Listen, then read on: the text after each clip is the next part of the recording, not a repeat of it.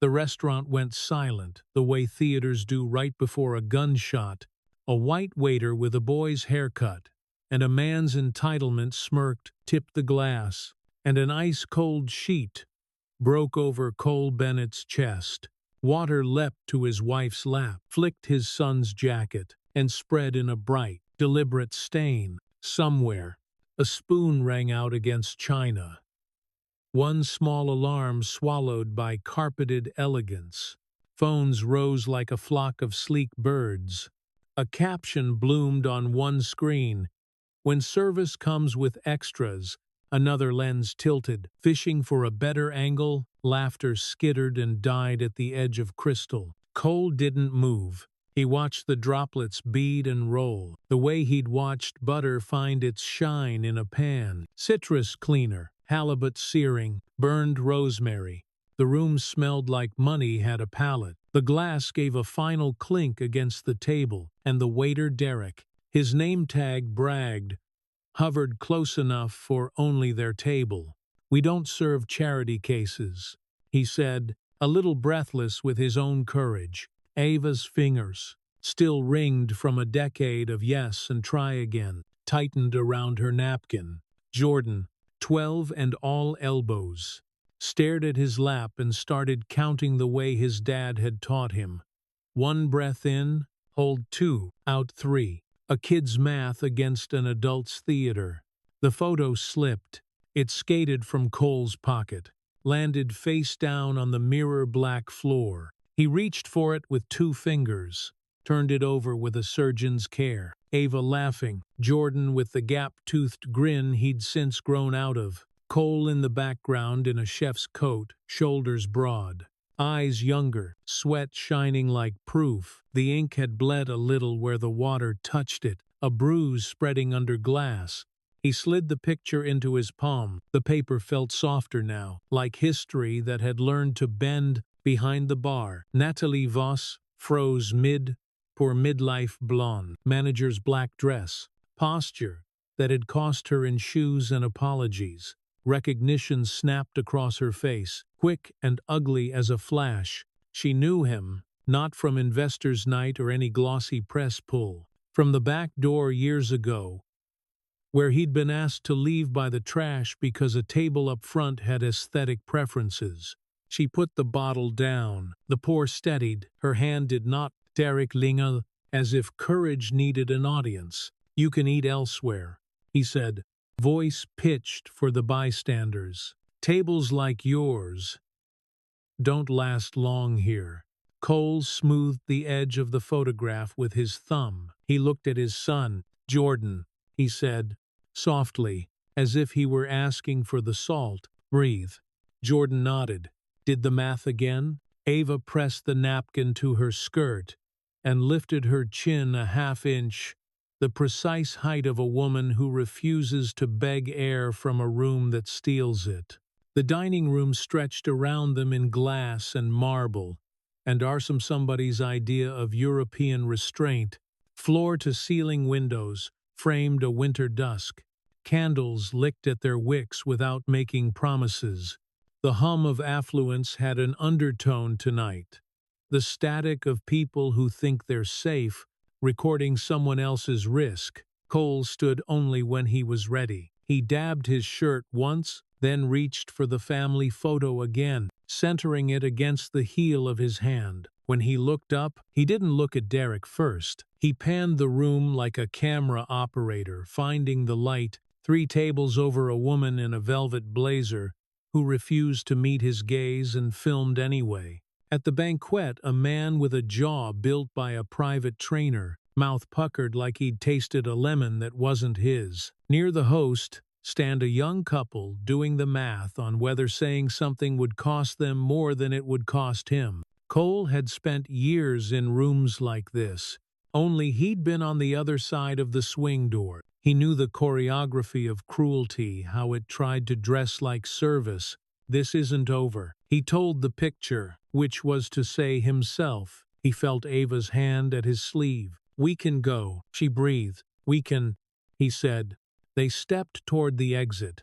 because sometimes power is a refusal to perform, and the room parted in that awkward way rooms do when someone refuses to play their assigned role. Water squelched in Cole's shoes. A server with a tray of oysters stalled, eyes scooting past the wet on Cole's shirt, like acknowledging it would tip the tray. "Sir." Natalie's voice found them by the door, pitched low, as if lowering volume could tame consequence. Up close, the polish left her face. Left behind was a woman who had memorized floor plans and fire codes and excuses. "Cole, Mr. Bennett. You hired him," Cole said. "Not cruel, not loud. The knife you use on tomatoes sharp enough, then wipe clean."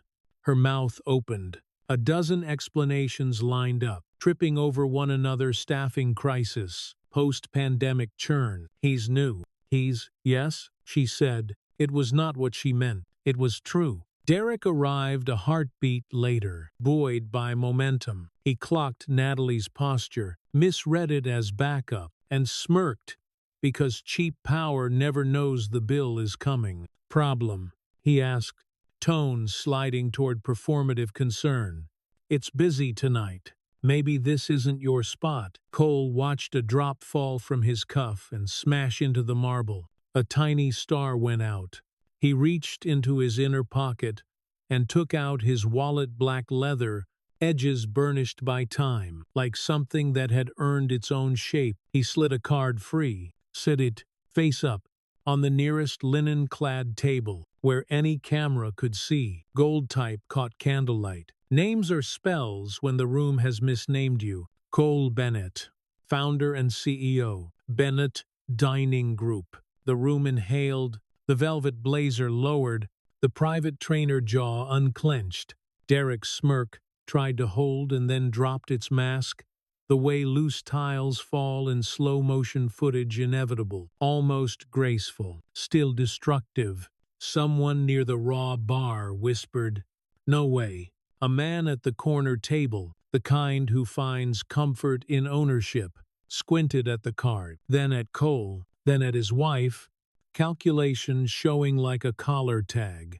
Natalie's throat worked. She took one step back to keep from stepping forward into the habit that had run her life, apologizing to the wrong person first. Cole turned, slow as a metronome. He let his gaze settle on Derek, the way a lens sharpened. Calm, surgical. "I own this restaurant," he said. "Not for volume, but for record. I own the one across the park. And the other 5, you've told your friends you couldn't get into." Laughter breathed somewhere nervous. Quick. A thing born and strangled in the same second. Ava's hand found Jordan's shoulder. The boy's mouth parted and closed. He was watching his father do something he'd only heard about in bedtime stories. Choose the time and place. Derek swallowed. "I don't," Cole said. It was almost kind. He tilted the photo in his palm until the light caught their faces. He saw himself in that old chef's coat, and the kid in front of him, the one who'd practiced heat until it obeyed. A line cook had taken this picture on a phone with a cracked screen. "Say nothing you'll have to live with. To Natalie, you and I will talk. Not about him, not at first, but about your floor. Your doors, your hiring, your training, your expectation that the people with the checkbooks deserve more safety than the people with the aprons. We'll start there." Natalie nodded once. A sober, unpretty acknowledgement. "Yes." Cole looked at Derek, and then past him to the phones pointed like guns, to the couples pretending this was content and not a man's evening. He could fire the kid here. He could turn punishment into a toast. And this room would clink their glasses to it, grateful for a moral they didn't have to carry home. He had not come for that. "You'll report at 8 a.m. tomorrow," he said to Derek. "Uniform, pen, empty notebook. You'll sit through 8 hours of ethics and bias training. Then you'll sit through service training with the line cooks you think you're above." Derek's mouth twitched around a word that wanted to be why. He didn't say it. The room did. Silently, on loop, Cole set his wallet away. He eased the photo flat between his palms, pressed gently, as if he could smooth out the smear of water without erasing the bruise. "Respect isn't handed out like menus," he said, and the words walked out into the candlelight and came back heavier. "You earn it or you lose it. One small thing at a time." He turned to Jordan, checked his boy's breathing steady now and then to Ava, who lifted a corner of her mouth in the private language of people who have rehearsed storms together. He angled them toward the door. People made space. It looked like courtesy. It felt like fear. They were 3 paces from the host stand. When a woman near the window finally stood, she was older than the others. Hair silver in a deliberate way, pearls that had seen more than one kind of war. She set her phone face down. Her chair scraped the floor. "Mr. Bennett," she said. This place needed that. Cole watched her face, not the words. He had learned the words people borrowed when they wanted proximity to decency at wholesale prices. "Then come back when the lesson costs you something," he said, not unkind. The night air slid in as the door opened. Winter flicked their cheeks like a coach getting a team's attention. Ava tucked her arm into his. Jordan zipped his jacket all the way up and stood a little taller in the posture of a kid who had just seen a new rule written on his world. On the sidewalk, tires hissed on wet pavement. A bus exhaled at the corner. City light made halos on the slick street. Ava squeezed his hand. "You didn't fire him. I didn't come for theater," he said. "You came for policy," he said, "and for our dinner somewhere." They know the difference between service and stage. They started walking. Behind them, the room resumed its hum in that guilty, nervous way music restarts after a dropped baton. Natalie stood at the host stand, eyes on the card as if it were a compass. Derek stared at his own hands like they'd betrayed him. At the curb, a teen in a hoodie leaned off a city bike, eyes wide. "That was you, right?" Inside, his voice was half awe, half the incredulity of a kid seeing an adult refuse to fall into a hole the world had dug. Cole smiled, quick and real. "Eat up," he said. "You've got a long ride." The kid laughed and pushed off into traffic, a blur of gray and reflex. Cole turned the photo over in his palm again. Water had curled one corner. He could press it under a book at home. It would dry, imperfect, edges soft. It would still be theirs. "Dad," Jordan asked, "how do you fix a place like that?" "You don't," Cole said. "You fix the rules that run it. People follow." He didn't add that sometimes the fixing breaks things that were profitable. He didn't say the part where policy means nothing if the people in charge are rewarded for looking the other way. He didn't say a lot of things. He had chapters for those. Ava leaned her head against his shoulder while they waited at the light. "You're shaking," she murmured. "I'm cold." He lied, and she let him. Across the street, a smaller restaurant glowed with a different kind of warmth, steam on the windows. A chalkboard menu drafted by someone with handwriting that didn't apologize. Cole breathed it in. Garlic, stock, a little too much time, honest mistakes. He held the door for his family. Inside, the heat welcomed without checking for credentials. The host offered napkins.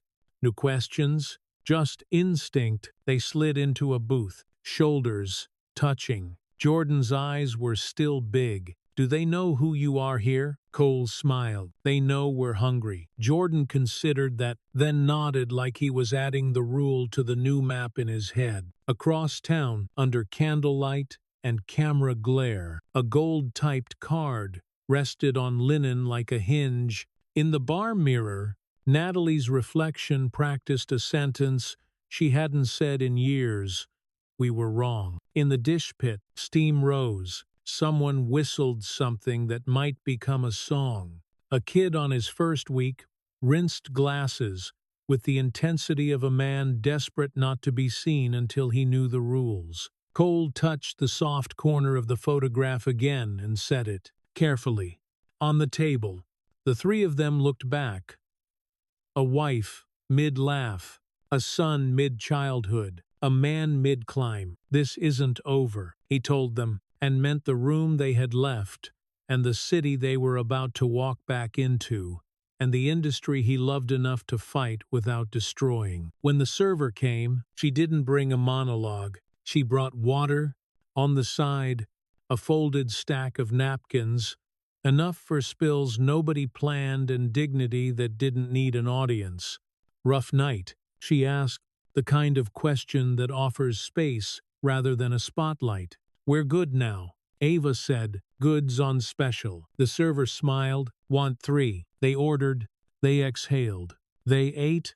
Outside, the street kept being a street. Inside, heat did what heat does when it has a job held. Across the map of his fine dining empire, calendars and cameras began to turn. Policies would be drafted. Calls would be made. A kid named Derek would sit in a folding chair under fluorescent lights and learn words he'd never thought he'd need. It would take more than a training. It always does.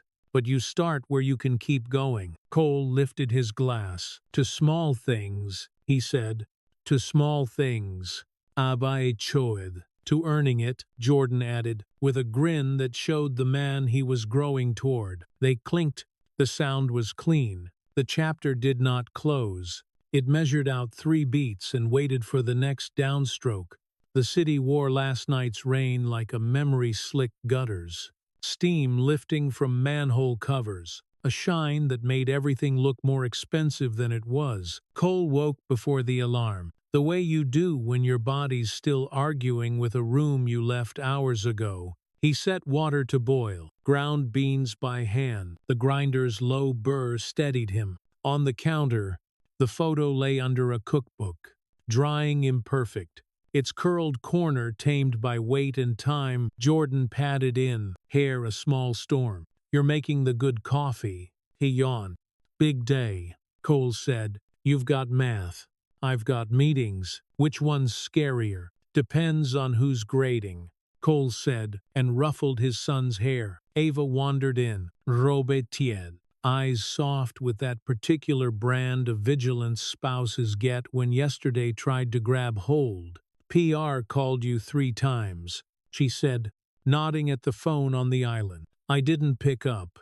"Good," Cole said. "I'll call them back when I remember who I'm supposed to be." The phone lit. "Maya BDG comes." He flipped it face down and set 2 mugs by the French press. "You're going in?" Ava asked. "I can't fix it from here." She watched him. "Don't forget to breathe," she said. "You teach everyone else. Take your own class." He kissed her temple. "Yes, ma'am." Bennett Dining Group HQ lived on the 4th floor of a converted factory brick. Stale beams. Light pouring in like an apology for decades of sweat. Cole liked it because it smelled faintly of yeast and copier toner, past and present shaking hands. As he stepped into the open plan office, heads turned and then politely pretended they hadn't. A TV on mute above the receptionist's desk cycled through morning show footage. Weather, a miracle puppy, a shaky cell phone video with a chyron that made his stomach clench. Dinner and discrimination. Restaurant owner humiliated, then reveals he's the boss. He didn't slow. He walked straight to the glass conference room where Maya and Operations Chief Luis were already waiting with laptops open and faces in the posture of firefighters doing triage in clean clothes. Maya stood. "Morning." Crisp Navisu, curly hair pulled back, eyes that had seen 100 headlines before coffee. "Before you say anything, guess which clip is trending." She hit the spacebar. There it was. Derek smirked. The water, the phones, the card. Cole's voice. Steady. The line about respect. Muted. It looked like choreography. Unmuted. It sounded like a lesson interrupted by a leak. Luis rubbed his jaw, the silver at his temples catching the light. "We've got an internal proby fire and an external 5 alarm," he said. "Staff texts all night. Investors want reassurances, and the reservation book just doubled." Cole sank into a chair. "Say the quiet part, Luis." Luis did. "A spike like this is a gift to the wrong god." Maya clicked to the next slide, screen grabs of comments. A jittering universe of opinions. This, hold people accountable. He should have fired the kid on the spot. Another billionaire stunt. Finally, someone with a spine. Meme accounts were already printing his card into t-shirts. "We can surf it, or we can set it," Maya said, "but the wave's coming either way." Cole closed his eyes for 3 beats. "We set it," he said. "No victory laps. We talk policy, not personality. We center staff who deal with this when there's no camera." Maya nodded, the faintest smile at the corner of her mouth. "That's the pull quote." Luis tapped his pen. "I've drafted an emergency protocol, mandatory anti-bias and ethics training across properties, beginning today. A standardized incident response flow. Who steps in, who documents, who de-escalates. No more handle it in a vacuum." "And hiring?" Cole asked. "We're auditing resume filters.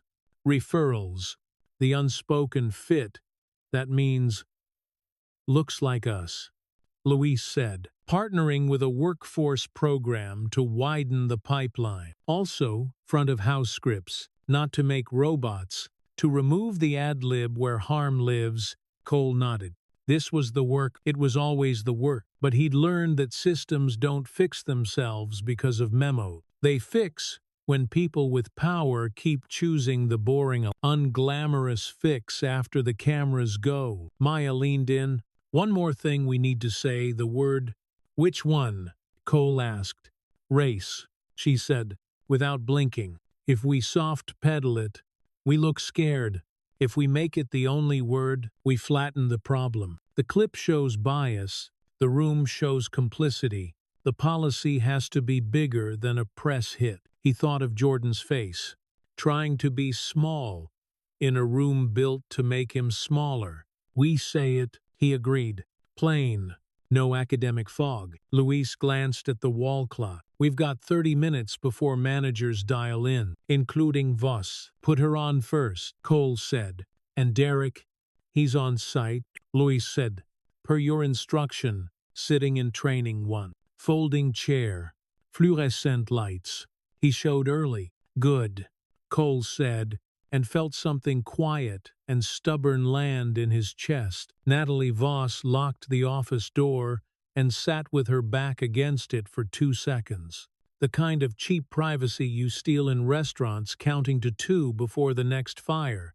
Her reflection in the dark window looked like a woman she would have pitied at 25. The TV in the service hall was tuned to the same clip on loop, the kind of loop that scrubs nuance like it's grease. She'd started in restaurants at 19 and learned the backdoor rule early. Your body is a mouth that says yes to the wrong things and no to the right ones. Until you forget how to pick. She'd learned to memorize floor plans and drunk faces, to get to safety by predicting who would break and when. She'd been good at it, good enough to be promoted, good enough to be the one telling girls like she used to be that they were too pretty to work the patio on game nights. She pulled the blinds, opened her laptop. The calendar blared 1000 AM BDG leadership call. Her cursor hovered over join. She took a breath. Joined. Faces Tila Cole. Yav set. Maya. Composed. Luis. Weary. 12 managers from 6 properties, each at their little command center. The grid looked like triage. "Thanks for getting on," Cole began. No script, just that baritone that made line cooks stop moving for a beat. "You've seen the clip. You've seen my face. You know the room." Natalie unmuted. "Cole. I. Later." he said, not unkind. First, the rule: if harm happens on your floor, it's your responsibility, even if you didn't pour the water. No more backdoor fixes. Front door. In writing, with receipts, Luis shared a slide. Incident Protocol V1. Ling. Boxes and arrows. Call manager. Separate parties. Get water. Not for apology, for comfort. Document. Secure footage. Comp an evening without weaponizing it. Follow up tomorrow. Escalate the day after. Names of who carries which part. Maya followed. And we're rolling out bias training today. Derek is in a seat. He'll be joined by your teams. This isn't punishment, it's baseline maturity. We'll also be doing a hiring audit. Expect calls. Natalie's chest tightened. She stared at her muted self and thought, I knew him. She knew what she'd chosen.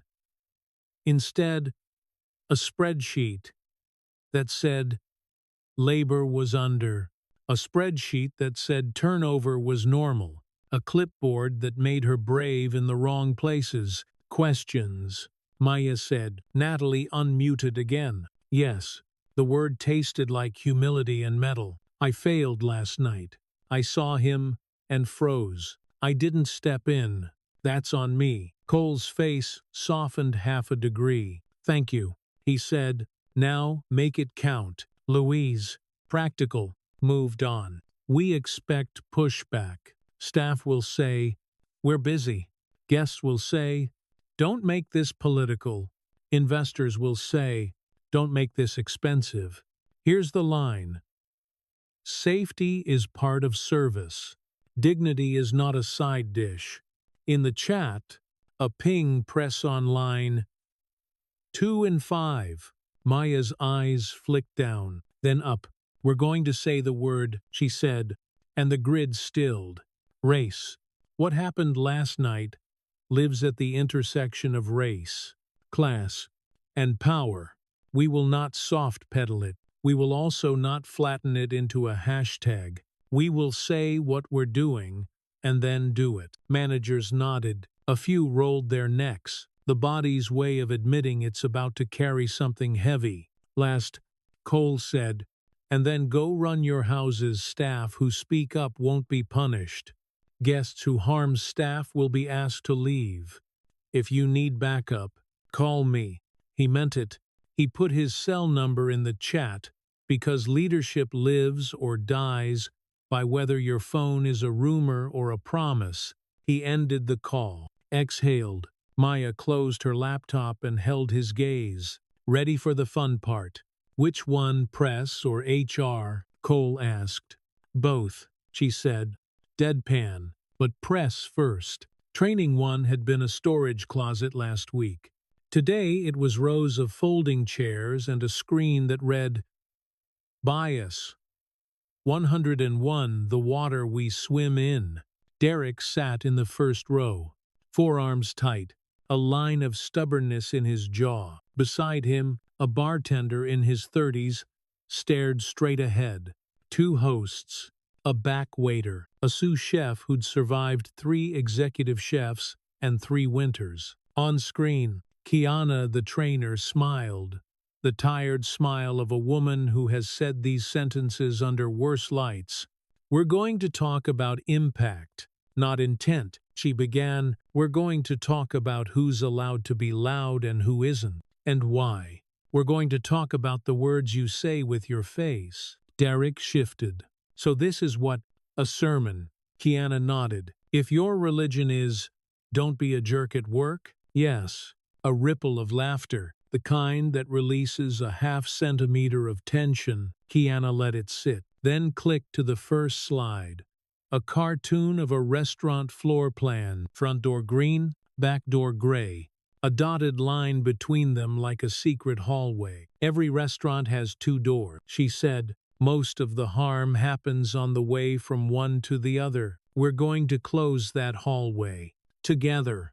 In the back row, a host raised her hand. What if the guest is a good guest? She did the air quotes and made a face.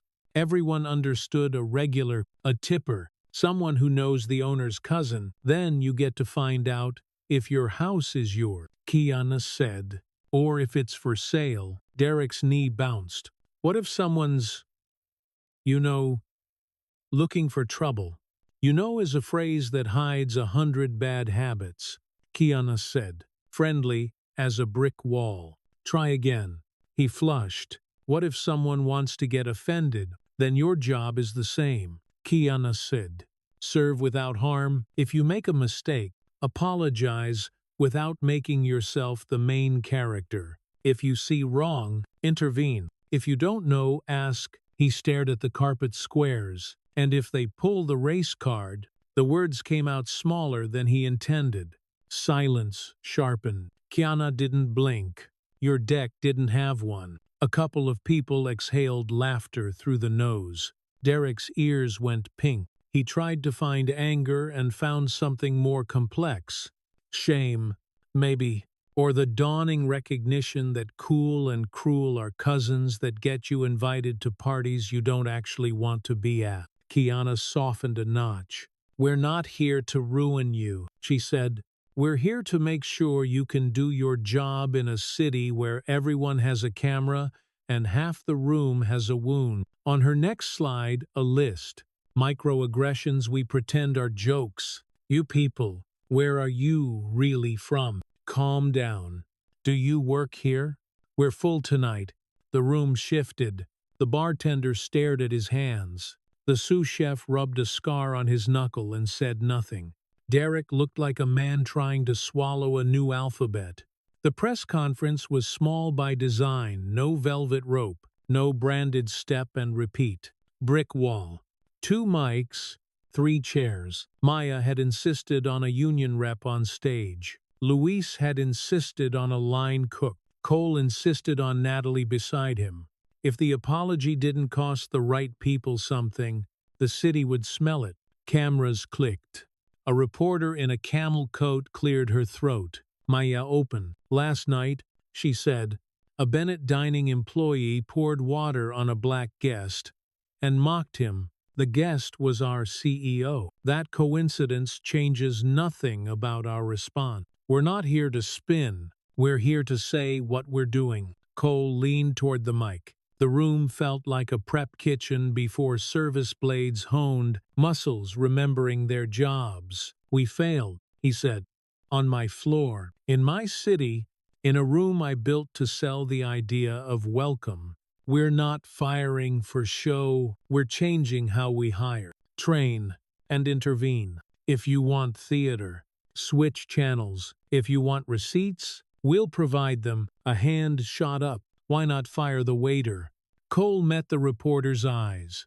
Because firing one man won't fix a culture that taught him he could get a laugh for violence. He said, we'll fire if we have to, but we're starting with the work that makes our houses different a week, a month, a year from now. Another hand. Is this about race? He didn't look to Maya. He didn't rehearse the sentence. He said it the way he'd say a special to the pass. Yes, he said, and about class, and about the way restaurants have been built to hide who makes the shine. We're done pretending the front door isn't safer than the back. Beside him, Natalie took her mic. I saw him and froze, she said, voice level, eyes bright. I didn't step in soon enough. That's on me. It won't happen again. A reporter pivoted. Are you resigning?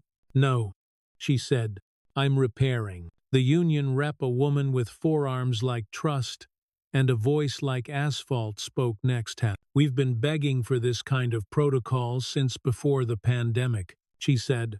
If BDG follows through, other groups will follow. If they don't, you'll hear from me. The line cook, a Dominican kid who'd been quiet in the green room, cleared his throat. I want to plate, not police, he said. But if a guest disrespects my teammate, I'll walk out a plate and a boundary at the same time. He glanced at Cole like a dare. Please do, Cole said, and text me after. Cameras clicked.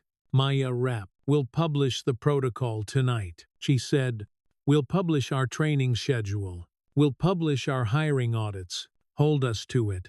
The questions kept coming. They always did. Maya fielded. Luis smothered a spark. Cole felt his phone buzz in his jacket like a second heart.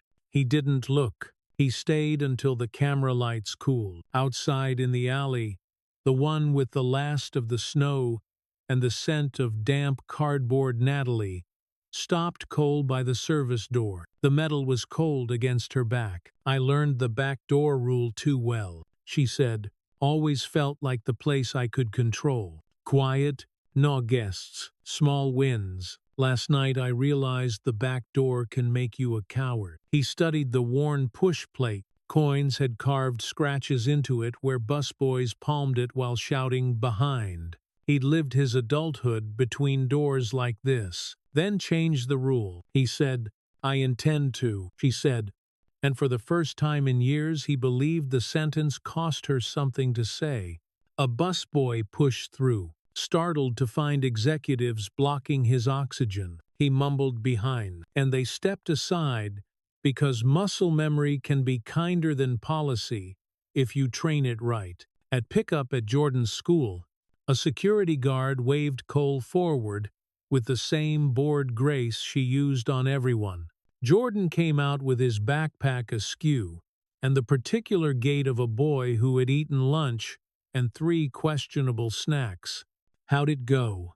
he asked through the open window before he even climbed in. "Like math," Cole said. "We showed our work." Jordan climbed in. "Mr. Ambrose said he saw you on TV. He told the class you used restraint." Cole snorted. Mr. Ambrose always did love vocabulary. "Did you feel mad?" Jordan asked, the question careful as a plate carried through a crowd. Cole considered the rearview mirror, his son's eyes in it. "I felt like I used to feel on the line when I knew a ticket was about to come in wrong," he said. "You get a second to decide if you'll fix the kitchen or scream at the server. Only one of those makes the next hour better." Jordan nodded, absorbing something his dad hadn't intended to teach at 12, but life had assigned anyway. "Can I tell you something?" he asked. "Always," Cole said. "When the water hit, I counted," Jordan said, cheeks coloring. "Like you taught me. But I also wanted to throw my fork at him." "Both are human," Cole said. "Only one keeps your fork." Jordan's smile cracked. "Mom said I should write about it for English. Narrative nonfiction." Cole laughed. "Your mother's a menace." They drove in companionable silence a while. The city glided past in brick and rhythm bodegas, dog walkers, a man selling knockoff perfumes with confidence. At a light, Jordan said, not looking up from his texts, "Dad, yeah, are we going back there?" "To eat?" Cole asked. "To fix," Jordan said. Cole thought of the card on linen like a hinge, the folding chairs, Kiana's slides, Natalie's back against cold metal, Derek trying to build a new alphabet out of shame and schedules. He thought of 1,000 tiny decisions no one would film. "Every day," he said, "until the back door and the front door open the same way." Jordan nodded, like he was memorizing a route. At home, the photo had flattened under the cookbook. Cole lifted it. The bruise in the paper had settled into a faint tide line, the kind you get at the edge of a page you cried into long ago. He pinned it to the corkboard by the fridge with a pushpin that had held grocery lists and science fair deadlines. He stepped back. It was crooked. He left it that way. It looked more like them. His phone buzzed. A text from an unknown number. "It's Derek. From training. I don't deserve your number." Kiana said transparency matters. I didn't know how much I didn't know. "That's not an excuse. Just, I'll be there at 7:30 tomorrow. Earlier if you want. D." Cole stared at it. He thought of men who had apologized to him because they feared losing a paycheck, not because they'd found their spine. He typed, "Irasid." Typed again, "San Ling. Kitchen. Apron. We'll start with water." He hit send. "Ava Kamin." read his face without reading the text. "Good," she asked. "Work," he said, "which is as good as it gets." She slid under his arm and looked at the photo. "Stilus," she said. "Stilus," he agreed. Outside, the city rehearsed for night. Somewhere a trainer barked at a jawline to clench again. Somewhere a busboy shouldered through the back door, humming. Somewhere in a training, one that used to be a closet, a slide glowed. "You can't fix what you won't name." A waiter who'd thought power was a smirk copied the sentence into a notebook he hadn't planned to use. Inside, Cole set plates and poured water that wouldn't hurt anyone on purpose. He thought of his line cooks and his servers and all the people who kept heat where it belonged. He thought of policy. He thought of his boy's fork. "You know," Ava said, leaning against the counter, "you could have fired him and been a hero for 2 days." Cole smiled. "I'd rather be boring for 2 years." She laughed. "You?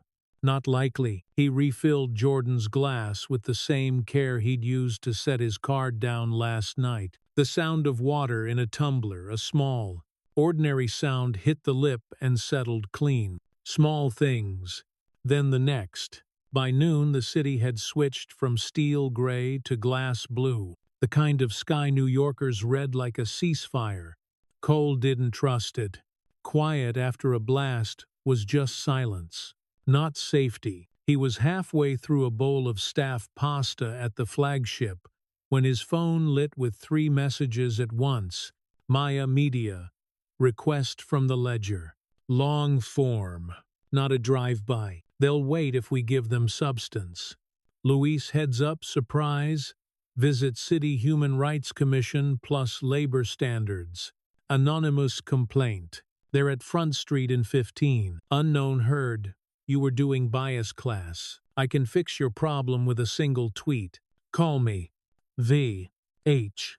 Cole stared at the initials. Victor Hale had the charisma of a fire alarm and the ethics of a coupon code. Celebrity chef. Infestor darling. A man who built a career on street food he could send out at $48 a plate. If Victor was sniffing around, the blood was in the water. He pushed the pasta away. "Tell Front Street I'm on my way." He texted Luis. "To Maya Ledger gets an hour tomorrow. Not before audits are live." To V. H. He wrote nothing at all. Ava texted just then, as if the part of him that slept noticed the part that hadn't. "Remember Jordan's game at 6-3-0. He wants you there. In the 2nd inning, not the 7th. He thumbed back. "I'll be there. Hold me to it." Front Street was the first restaurant Cole had signed after the second mortgage cleared. Before the city knew his name, and when his hand shook on every lease, it was all old brick and a 15-seat bar that listened better than most priests. Today, 2 city officials in navy windbreakers with badge lanyards stood at the host stand, adopting the particular body language of people who'd been told to be cordial and thorough. Behind them, Natalie pivoted between calm and useful like a DJ moving across tracks. "Mr. Bennett," the taller official said, extending a hand. "Kari Smalls, Human Rights. This is Buckley, Labor Standards. We received an anonymous complaint referencing last night's incident, alleging patterns, hostile environment, discriminatory seating, wage skimming, retaliation. We'd like to speak with management and a sample of staff." Cole shook both hands. He kept his voice low. "You'll get full cooperation. We'll set you up in the office. No back rooms." Smalls nodded. "Once the appreciation professionals save for people who don't make them feel like burglars. It'll go faster if we see what you've already done." Natalie led them to the office. The room smelled like lemon oil and printer heat. On the corkboard line schedules, cooler temps, Maya's draft press language, and a fresh, neat printout titled Incident Protocol V1. Ling. Buckley took a photo. Smalls read it top to bottom. "You rolled this out when," she asked. 9 a.m. Natalie said. Training started at 10. And you're hiring audit? Smalls asked. Starting now, Cole said. We'll share our funnel data by month's end. Names redacted. Numbers in full. Buckley scribbled. We'll need server tip logs and any discipline records from the last 6 months, he said. We'll also want a floor map annotated with your good tables. He did the air quotes without malice. If the premium corners always go to the same faces, I want to see who's making that call. Natalie didn't flinch. We'll pull them, she said. Smalls tucked her hair behind one ear, eyes scanning the framed reviews along the back wall. A 2017 rave from a critic who could make or break a Tuesday. One more thing, she said, turning back. If your staff is afraid to talk to us, we'll know. Cole met her chaza. They'll talk, he said, and meant it like a promise and a dare. Smalls nodded, satisfied enough to begin. All right then, she said. Let's get to work.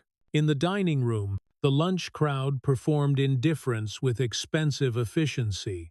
A woman in a navy sheath and heels the color of money used a salad as a prop, while she FaceTimed a white kitchen she'd never cook in. At a two men in startup hoodies argued in a dialect of valuation. A couple on their first real date divided bread like a treaty from the doorway. Cole watched a server place water carefully, eyes meeting eyes, voice pitched to that shared range where hospitality lives. He thought of Derek in training one across town, under fluorescent lights, learning to hear what his face said before his mouth caught up. He thought of Kiana's slide, "You can't fix what you won't name." Owner sighting. 12 o'clock. Luis murmured at his shoulder, appearing with a clipboard, and the smell of rain he was always bringing in. You wanted the HR status. Tell me we're boring them, Cole said. For once, Luis said. Smalls is sharp. Buckley's counting to reassure himself. They've already asked for the back of house wages. He handed over a summary. We're clean. Not perfect. Clean. On Quay. A ding from Cole's phone. He glanced. Victor Hale had given up on subtlety. V.H. The city parrots love a headline. Offer them a bigger one. Owner fires bigot on camera. Or enjoy being tomorrow's chew toy. V.H. Also friendly tip, your training vendor has a donation page tracing back to a pack the tabloids love to hate. Careful which church you tithe to. V.H. Call me. We've both got something to sell. Cole slipped the phone into his pocket. If Victor were any more helpful, he'd invoice me, he said. Speaking of men who fix with gasoline, Louis said, you've got a 2 p.m. Investor Zoom. Harland will be there. Harland Woods. Old money in a new suit. A man who believed in capitalism the way some men believe in biotin. Cole nodded. I'll Zoom from the office. You sit in. Across the room, Natalie switched from a hostess smile to a manager's spine. She was walking a family to a four-top. The mother, a black woman in a gray blazer, wore the look that says, I've checked your Yelp and my patience. The father, Latino, a teaching hospital ID lanyard still loose around his neck, scanned the room as if to confirm exits. Their tween son had the posture of boys who are told to be excellent before dessert. Natalie stopped at a table by the window. A man in a Patagonia vest raised his eyes from his laptop and frowned like the world had interrupted a spreadsheet. Let me get you a better table, Natalie said to the family, gentle and public.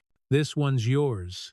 Cole watched the boy's shoulders drop half an inch. Small moves. But small moves collect into lives. Natalie held the family's menus a beat longer than necessary. When she turned, she caught Cole watching. She did not smile. She did not unsmile. She moved on. The investor Zoom lived on the kind of platform where success is measured in pixels per second. 4 squares glowed. Harlan's jaw appeared first, then the rest of his face, clean and expensive. 2 junior partners. A woman from compliance, with a voice like a watermark. Cole, Harlan began, with the performative warmth of a man who tips well when watched. Let me start by saying, we're proud of you. The way you handled last night's thing, restrained, dignified. Leadership. He let the last words sit like a check. Thank you, Cole said. But pride isn't the work. Harlan's smile tightened. No, the work is protecting the brand. I fielded half a dozen calls asking why you didn't fire the waiter. I defended you due process. Sure, blah blah, but you and I both know the internet doesn't understand nuance. It understands receipts. Cole said, we're delivering those. The junior partner with the optimism of 5 years good hair leaned forward.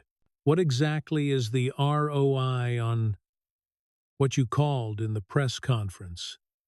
The unseen work. He examined the phrase as if it might stain. Safer rooms, lower turnover, fewer incidents, fewer lawsuits.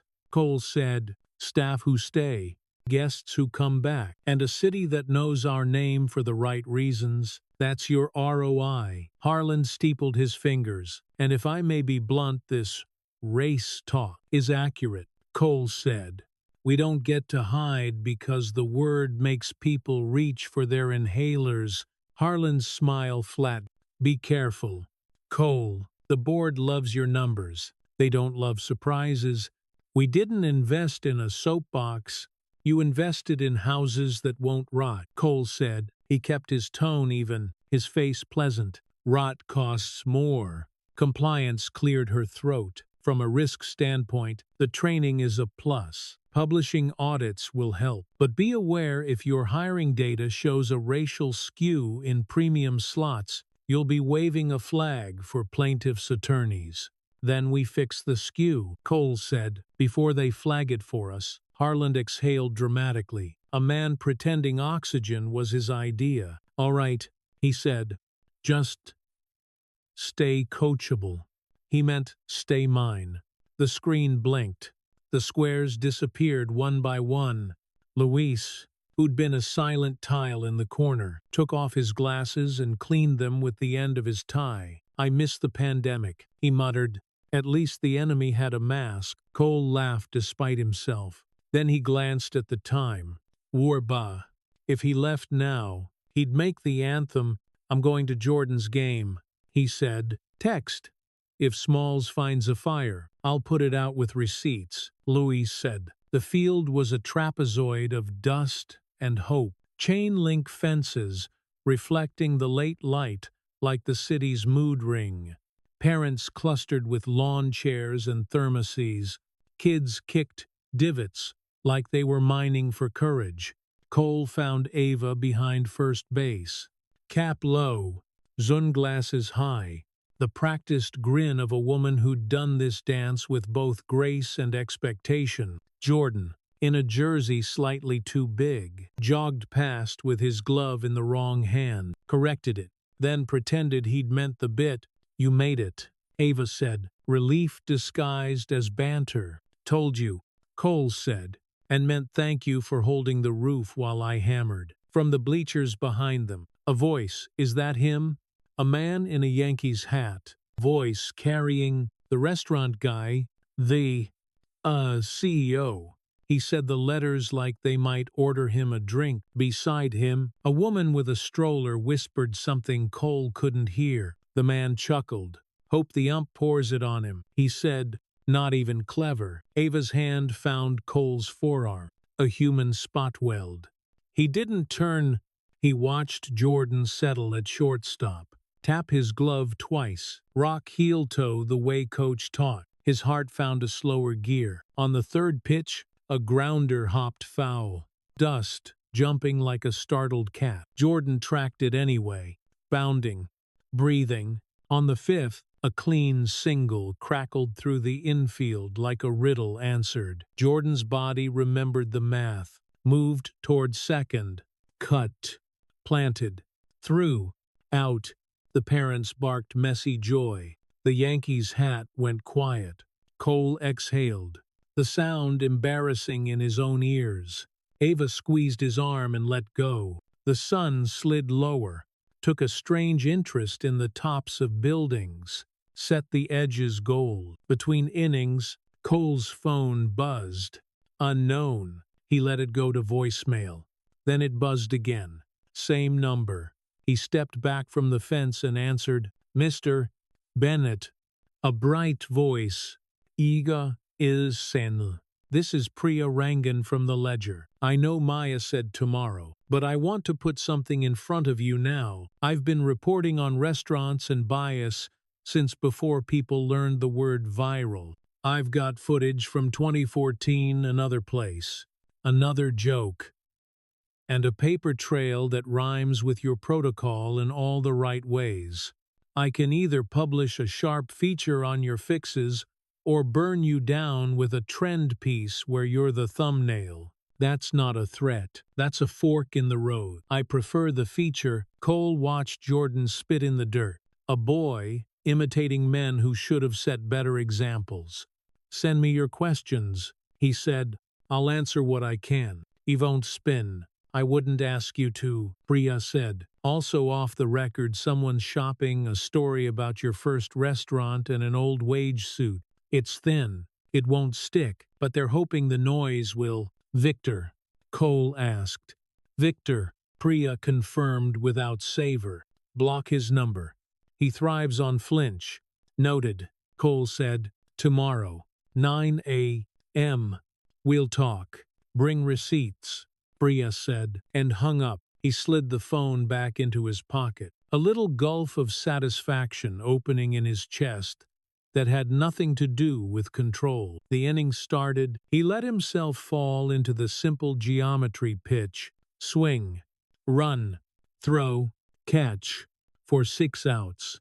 The city didn't call his name. On the walk back to the car, Ava bumped his shoulder. "Second base looked easy," she said. "It looked like work," he said. "Which is better?" At home, Jordan did the post-game ritual, cleats by the door, jersey in the hamper, glove on the shelf near the photo. He stood in front of the corkboard for a moment, the picture finally flat. The water line, a history, not a wound. "Dad," he asked without turning. "Yeah, can we go back to the restaurant? Like, actually eat?" Cole considered. "Not yet," he said. "Soon, after we build a room that won't ask us to shrink." Jordan nodded, as if he were outsourcing patience. "Okay." The doorbell chimed then. Not the front door, the back. The sound was quieter, more honest, less full of expectation. Cole frowned.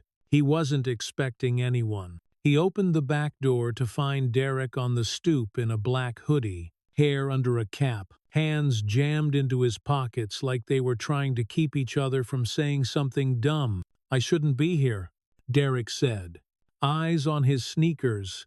The training. I left before I said what I should have said."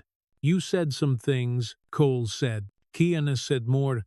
Derek chewed his lip. He looked smaller without the restaurant's armor. "I thought I was being funny," he said, the word cheap in his mouth now. "I thought I was punching up." "I thought," he shook his head. "I didn't think. That's the point.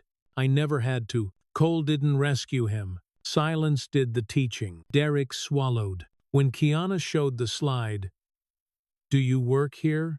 I remembered. Like 100 times. I said that in my head to people who looked like they belonged more than me. And then I poured water on a guy who owned the room. I mean, that's not irony. That's stupid." "Stupid can be repaired," Cole said. "Cruel takes longer." Derek's eyes flicked up. "I'm trying not to be either." The back door light threw a halo of moths that kept mistaking glass for sky. Cole watched one bump. "Fall. Try again. Tomorrow," he said. 7:30. "Apron. We start on dish. You'll learn water the right way." Derek blinked. Dish. The fastest way to understand a restaurant is to do the job that keeps it from smelling like regret. Cole said, "You want in. That's the door." Derek nodded. Relief and humility tripping over each other. "Yes, sear." Cole almost smiled. "Don't sear me. Not here." Derek shoved his hands deeper in his hoodie. "Okay." He stepped back. "I'll tomorrow." He turned, then hesitated. "Also, some guy reached out, said he could make this go away if I told him training was theater." I didn't answer. "What was his name?" Cole asked, already knowing. "Victor," Derek said. "Is he with you?" "No," Cole said. "He's with himself." Derek nodded like that was a constellation he could navigate by. He disappeared down the alley, shoulders hunched against a wind that hadn't started yet. Cole closed the door and leaned his forehead against the wood for 3 seconds. Ava appeared with 2 mugs. "That a confession or a headbutt?" she asked. "A little of both," he said, straightening. They took their mugs to the bench by the window. Jordan's glove sat like a small animal at rest. The city outside rehearsed for tomorrow's noise.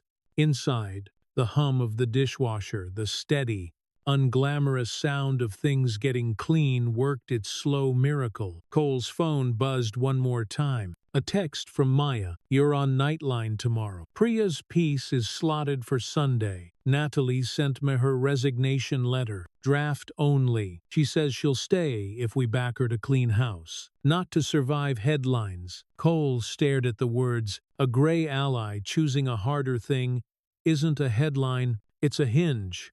"Tell her we back her," he typed, "but only if she backs the ones who don't have a microphone." "Already told her that," Maya replied. She said, "Then I stay." Cole set the phone face down. He listened to the dishwasher, to the street, to his house learning a new sound. He thought of doors, not metaphors, the actual metal and wood. The hinges that make a life swing the right way or not at all. "Open tabs," he said aloud. Ava looked over, amused. "In your head." "In my head. In my house. In my city," he said. "We pay them, one by one." She bumped his knee with hers. "Simple math. Then start tipping yourself grace," she said. "You'll need it." He laughed. "Key it. And let the night stand where it was. Tomorrow, the city would ask for spectacle. He would hand it receipts. In the morning, he'd meet Derek at the dish pit under the bad light. He'd stand on wet mats and talk about water pressure and heat, and the way you stack pans if you want your back to work when you're 50. He'd text Maya a draft. He'd send Priya the numbers. He'd show up at Front Street at lunch to sit in a corner and watch Natalie enforce a new rule in a room that had memorized the old one. He'd say the word again, race, then he'd say the other word, work.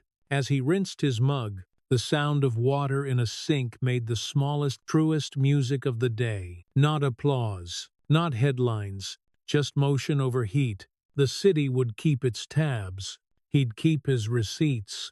And between doors, he'd find a way to teach a room to open the same way for everyone. The dish pit, at 728 a.m., was all steam and sermon. Heat rolled off the Hobart like a small factory. Plates clacked in a rhythm older than Cole's ownership, and Derek stood hip-deep in spray, learning that water can humble and restore. "Stack vertical, not flat." The night porter, Mel, shouted over the hiss, "Let air do half the work." "Rookie, gravity is free." Derek nodded, cheeks damp. Hoodie traded for a gray tee. He moved slower than pride, like faster than his old habits allowed. When a ramekin slipped and shattered, he flinched, then reached for the broom, without looking around to see who saw. "Broom before shame," Mel said, approving. "That's the rule." Cole watched from the threshold for 1 beat longer than needed, then stepped in, shoes catching wet rubber like memory.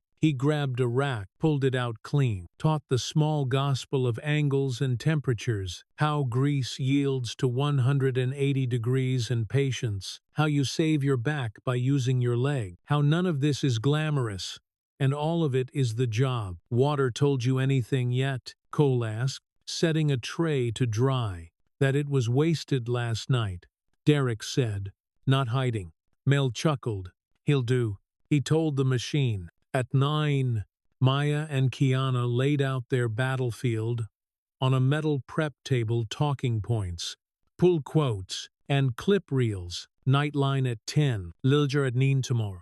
The restaurant smelled like coffee cut with lemon oil and policy, 3 lanes, Kiana said, tapping the paper with a pen scarred by other wars.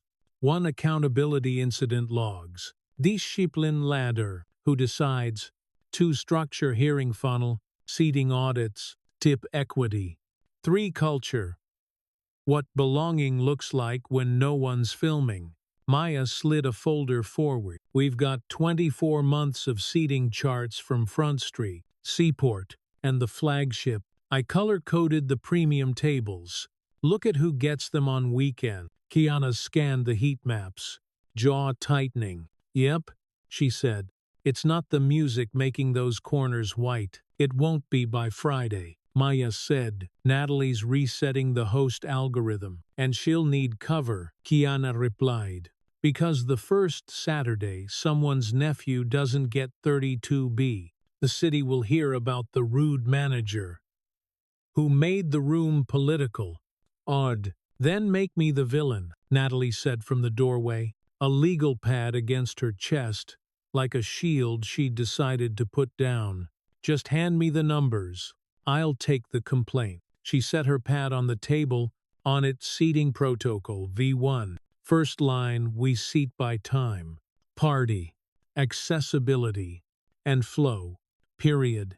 Under it, in smaller type, if you're asking who's right for 32B, you're the problem. Kiana's grin landed like a high five. Ma'am, she said, welcome to the union. Natalie exhaled, shoulders lowering. Full disclosure, she said, I pulled last month's tip data. The 3 servers who hit the floor with premium corners, most 2 white men, 1 white woman made 30% more than the median. I should have seen it sooner. I didn't want to. Then you're seeing it now, Maya said, and you're fixing it. Natalie nodded. I'm also putting one of the old guard on leave, she added. Host lead. She's been color-coding the resi notes. Literally. Blue dot, green dot, red dot, red dot. Kiana asked.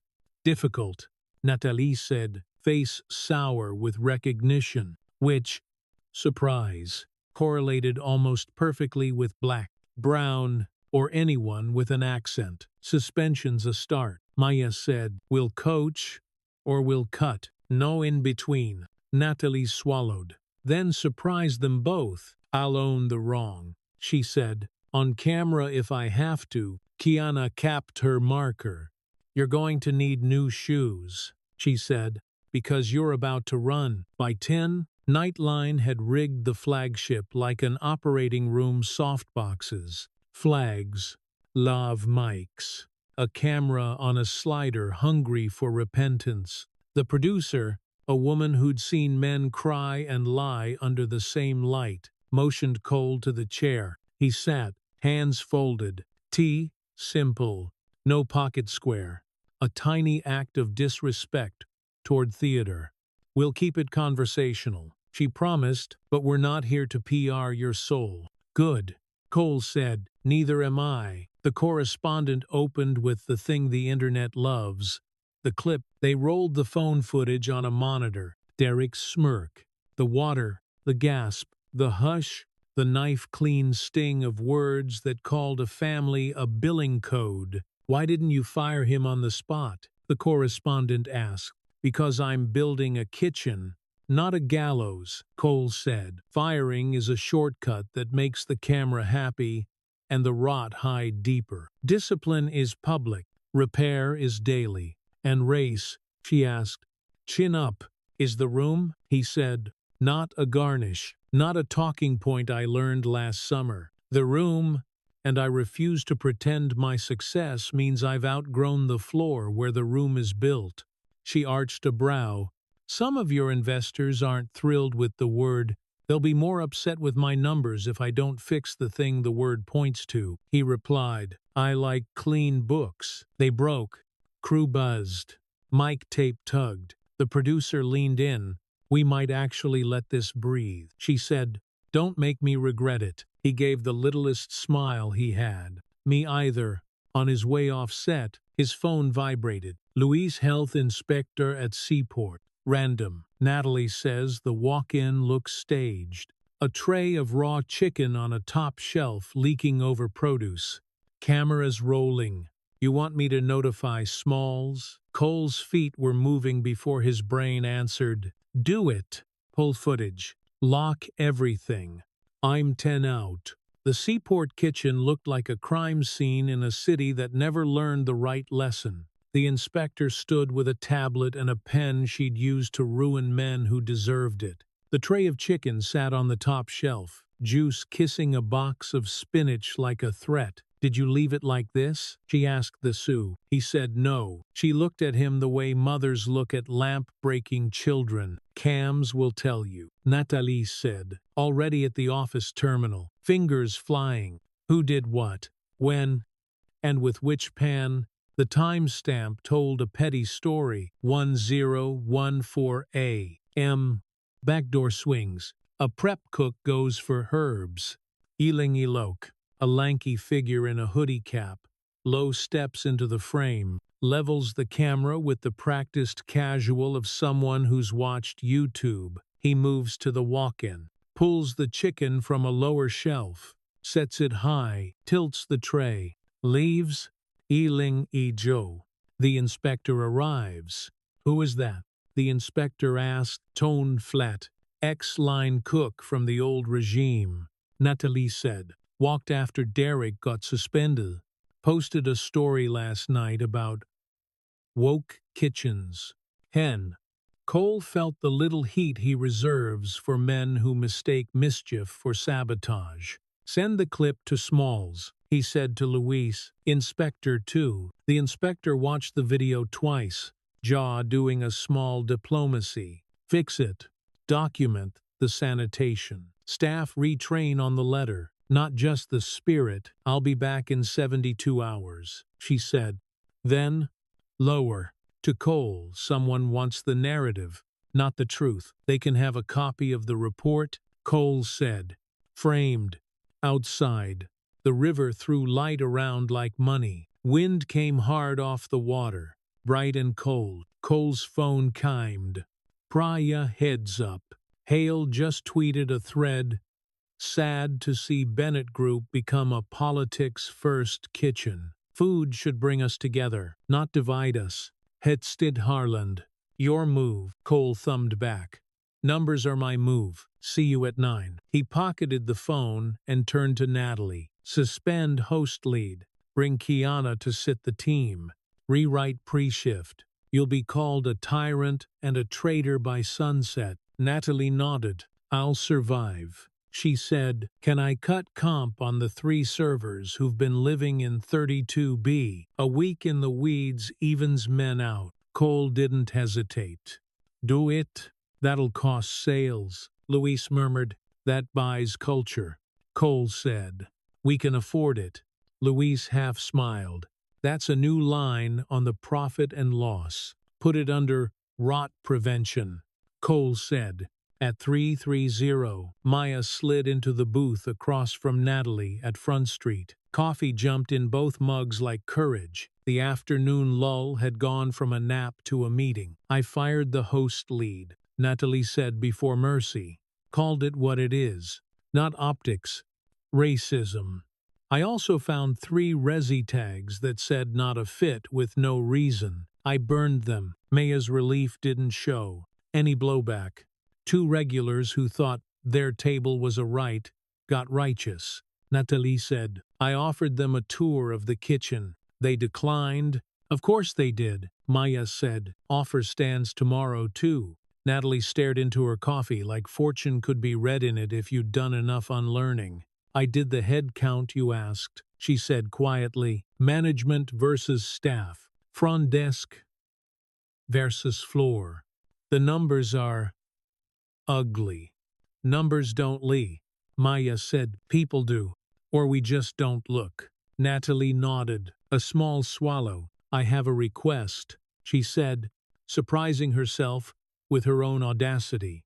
I want to run a hiring fair off-site church basement, community center, not diversity day, a real pipeline, train to hire, transport paid, child care vouchers.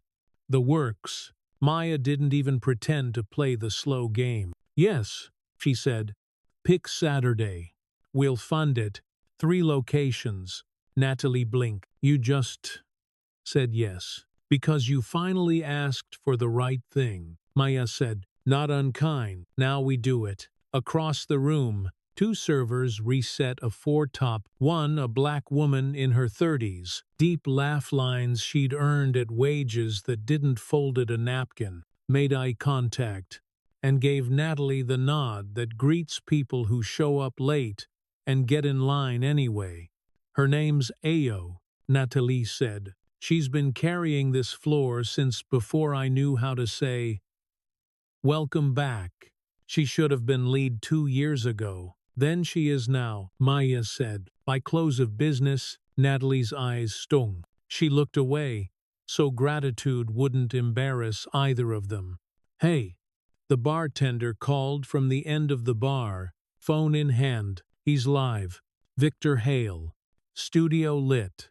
Smile, like a rental suit. Eyes full of the confidence of second chances. He'd gone on a daytime panel show with a title that thought it was new. Behind him, a B-roll montage of searing steaks and pretty people. Food is about love, Victor said, hand chopping the air just so. It's not about politics. When chefs play culture warrior, diners lose. Talk to anyone on the line, they'll tell you they want to cook, not be lectured. Ask them what they get paid, Ayo said without looking up. Victor went on. The anchor asked the question. Producers ask men like him so they can harvest a pull quote. What about the incident at Bennett's? Victor smiled like a man who just spotted a stain on a rival's suit. I don't endorse what happened, he said. But I do think public shaming and performative training do more harm than good. Restaurants are already on the brink. Let's not add moral policing to the list.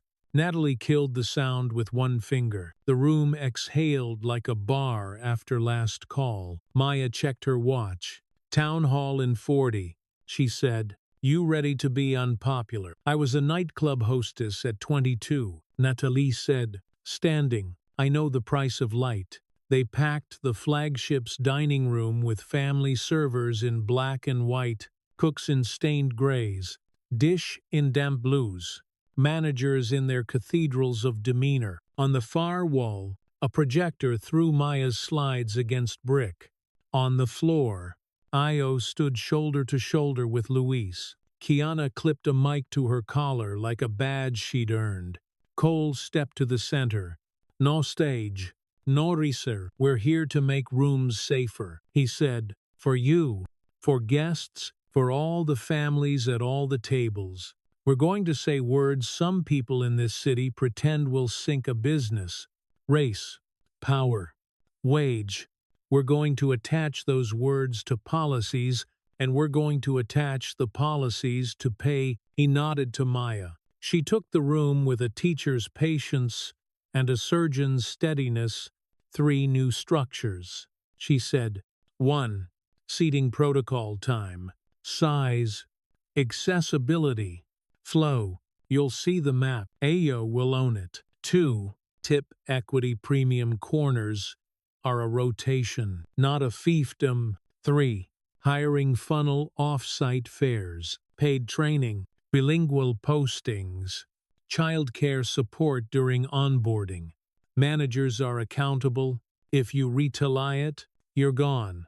If you report a problem, you're protected. Full stop. A hand went up in the middle. Danny White. 30. Crown of curls. Smile. Like he could sell both you and your mother. A tasting menu shifted in his clogs.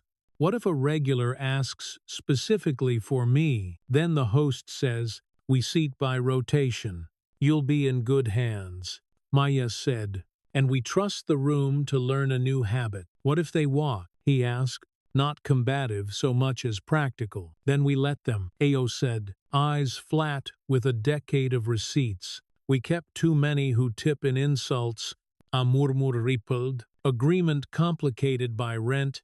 On the edge of the room, Epusa small, Vietnamese. 20 maybe lifted a hand halfway. Then more. Kiana spotted her. Speak, Kiana said. We're listening. My name is Lynn, she said, voice careful, English wrapped around syllables like a blanket. Sometimes servers give me the table of people they think will make a mess. They call it camp. They say it like a joke. When people like me come to eat, those same tables are by the bathroom. I do not like to bring water there. She smiled. Apology welded to survival. I would like to bring water to the window. The room went very quiet in the right way. Natalie stepped forward. Then we changed the map, she said. Voice shot with something that might one day be called atonement. No more camps. No more bathroom exile. And Lynn, she turned, found her in the crowd. You're shadowing Ao for the next month. If you want management in a year, you'll have the receipts to earn it. Lynn nodded once a bow, an oath. Ahinga, on the other side, an older server, white, 50. Shoulders like a man who'd pulled more than plates, cleared his throat. I've been here 15 years, he said. I've seen managers come in and promise to fix the world. I've got a mortgage, an ex-wife, and a kid in braces. If tips drop because you decide to make a point, who makes up the difference? Cole met his eyes and refused to flinch. We do, he said. Floor guarantee goes up 5% for the next 2 quarters. If the change costs you money in the short term, the company covers it. If you sandbag to prove a point, you won't be here to collect it. The server studied him. Then he nodded, slow, like a man who'd been waiting to be spoken to, like a peer, instead of a problem. All right, he said. Kiana took the mic back. Efficient. Last thing, she said. If a guest crosses a line, racial slur, sexual harass, call the manager. We walk them. We comp nothing. We apologize to staff, not to bigotry. Security has the script. Say it with me. She put the words on the wall. We do not serve hate. The room repeated it. Awkward. Then again. Louder. A mantra is just muscle memory given language. They broke. People drifted in eddies toward doors and new habits. Cole stood in the middle and took the temperature. Warm, wary, possible. When only a few remained, Ao approached, arms folded, chin high. The guarantee, she said. That's real. It's in payroll by Friday. He said. She let herself believe it, in front of him. That was a gift. Then we might get somewhere, she said. But don't you dare leave me alone in this when a donor calls to wine. Put me on the line. He said, I speak fluent wine. Ao snorted. We'll see. At home, night fell the way it does in a city that never gives it permission, one switch at a time. Jordan finished his math. Ava sorted the day. Cole checked his phone one last time before setting it face down on the counter like a covenant. A voicemail icon blinked. Unknown number. He hit play on speaker, bracing for Victor, prepared for Harlan, steeled for Hale's proxies. Praya's voice, quick and low, filled the kitchen. Off the record for 60 seconds, she said. I dug on that 2014 incident you hinted at, the restaurant that humiliated you when you were a line cook. Guess who funded the owner's expansion? Harland Woods. Not a crime, just context. Cole's back touched the fridge. Cold climbed through cotton. And there's this. Brilla continue. I've obtained internal emails between that owner and a crisis firm, drafting memos about containing the narrative around a rowdy kitchen staff with grievance culture. One of the CCs, a young Victor Hale, then a consultant trying to get in. He learned his playbook there. He's running it now. A beat. Then send me your audits, and you get the last word. If you don't, this runs without you. Either way, I publish Sunday. Choose your door. The message ended. The kitchen reclaimed its own sounds. The hum of the fridge, the click of the hallway light, the city, a river 2 rooms away. Ava set the dish towel down. So, she asked. Cole stared at the avocado he'd meant to slice and forgot. Harlan's fingerprints, he said. On the old humiliation, Victor's 2 différents decades. Same script. Ava's jaw set, but her voice stayed soft. You always knew the room was bigger than the incident, she said. Now you know the casting director. He nodded. Slow. The line inside him that was sadness and anger and resolve drew itself.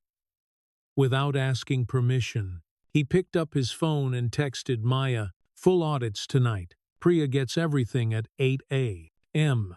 Then we call Harlan. He can hear the word rot from me. Maya copy. Also, the church on 135th said yes for Saturday. Natalie's already building the flyer. Title. Cole typed without thinking. Open kitchen. Everyone eats. Everyone works. Everyone belongs. He set the phone down and met Ava's eyes.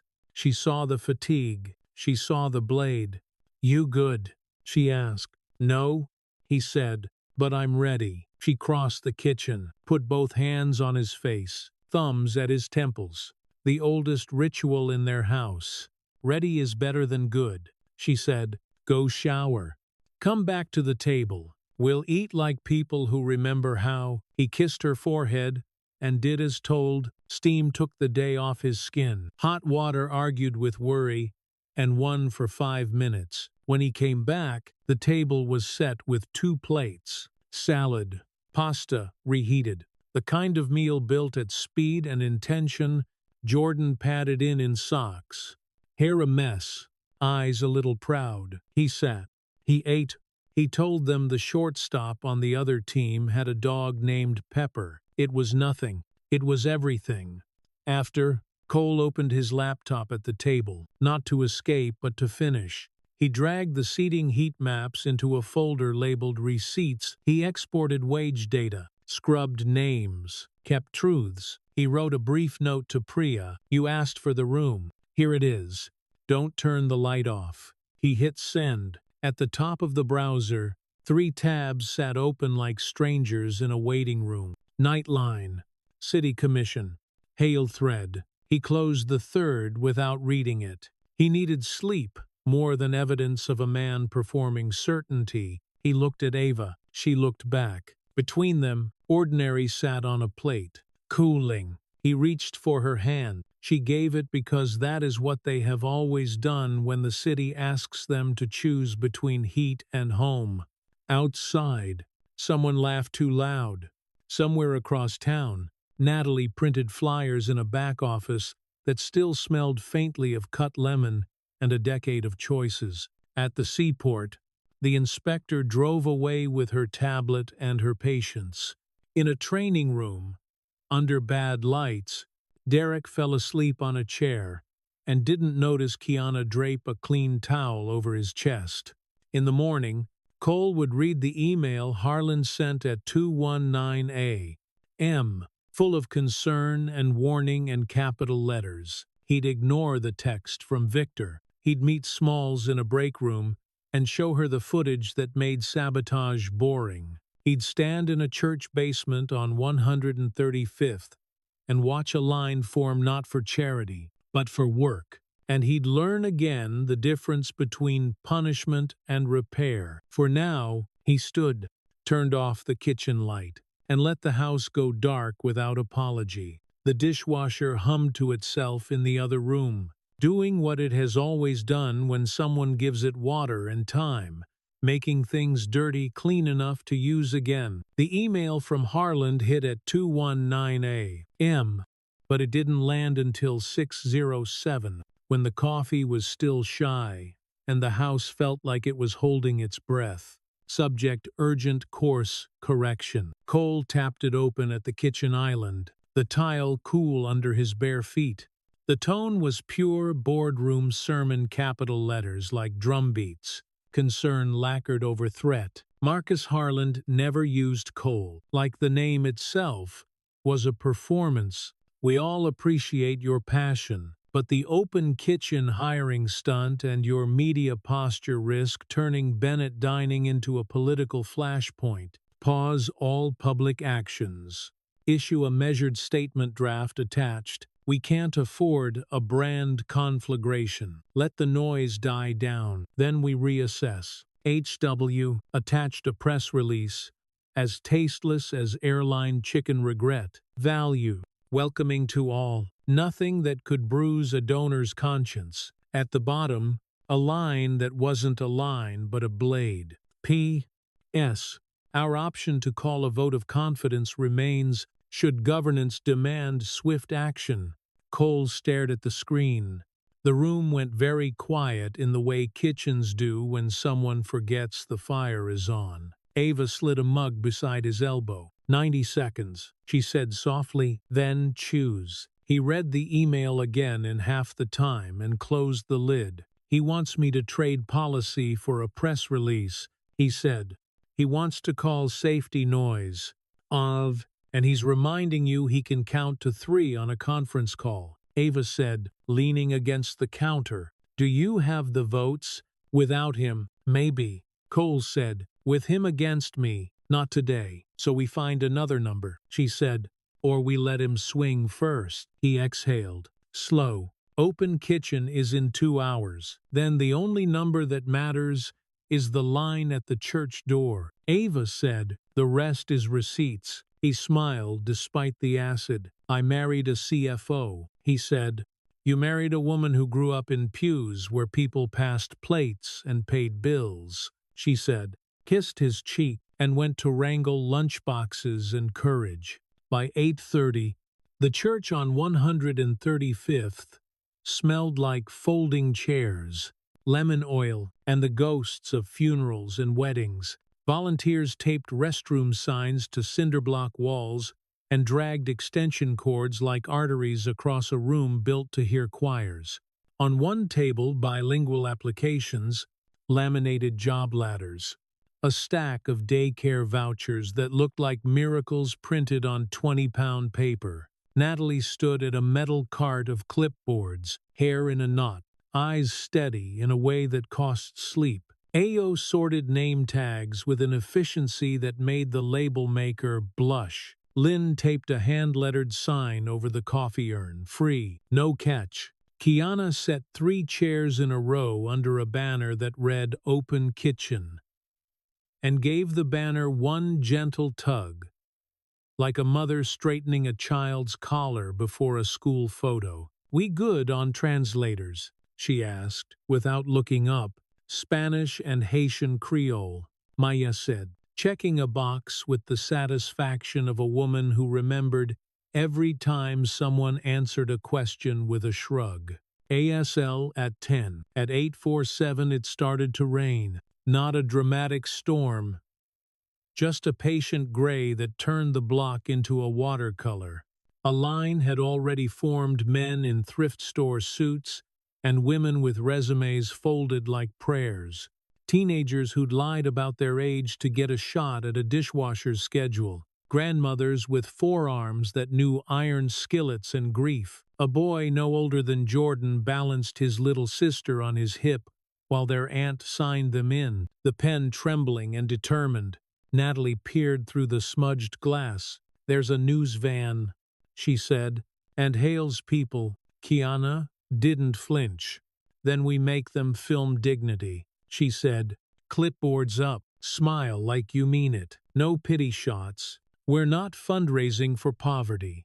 The doors opened at 9. The room filled like a lung. "Welcome," Ao said to the first woman, whose shoes were soaked and whose jaw was set. "What do you like to do, not what you've been told you can do?" The woman blinked, recalibrated, and let a small version of hope exit her mouth. "I bake," she said. "My pastor says my biscuits fix moods." "Then the pastry table is yours," Ao said, and sent her to the corner where a sous chef named Cam Tattoos, gentle hands, talked lamination like he was teaching a language. A young man in a hoodie that had been black before laundry dust, shoulders tense like he was preparing to be disbelieved, stood at Maya's table. "Dish," he said, voice defensive.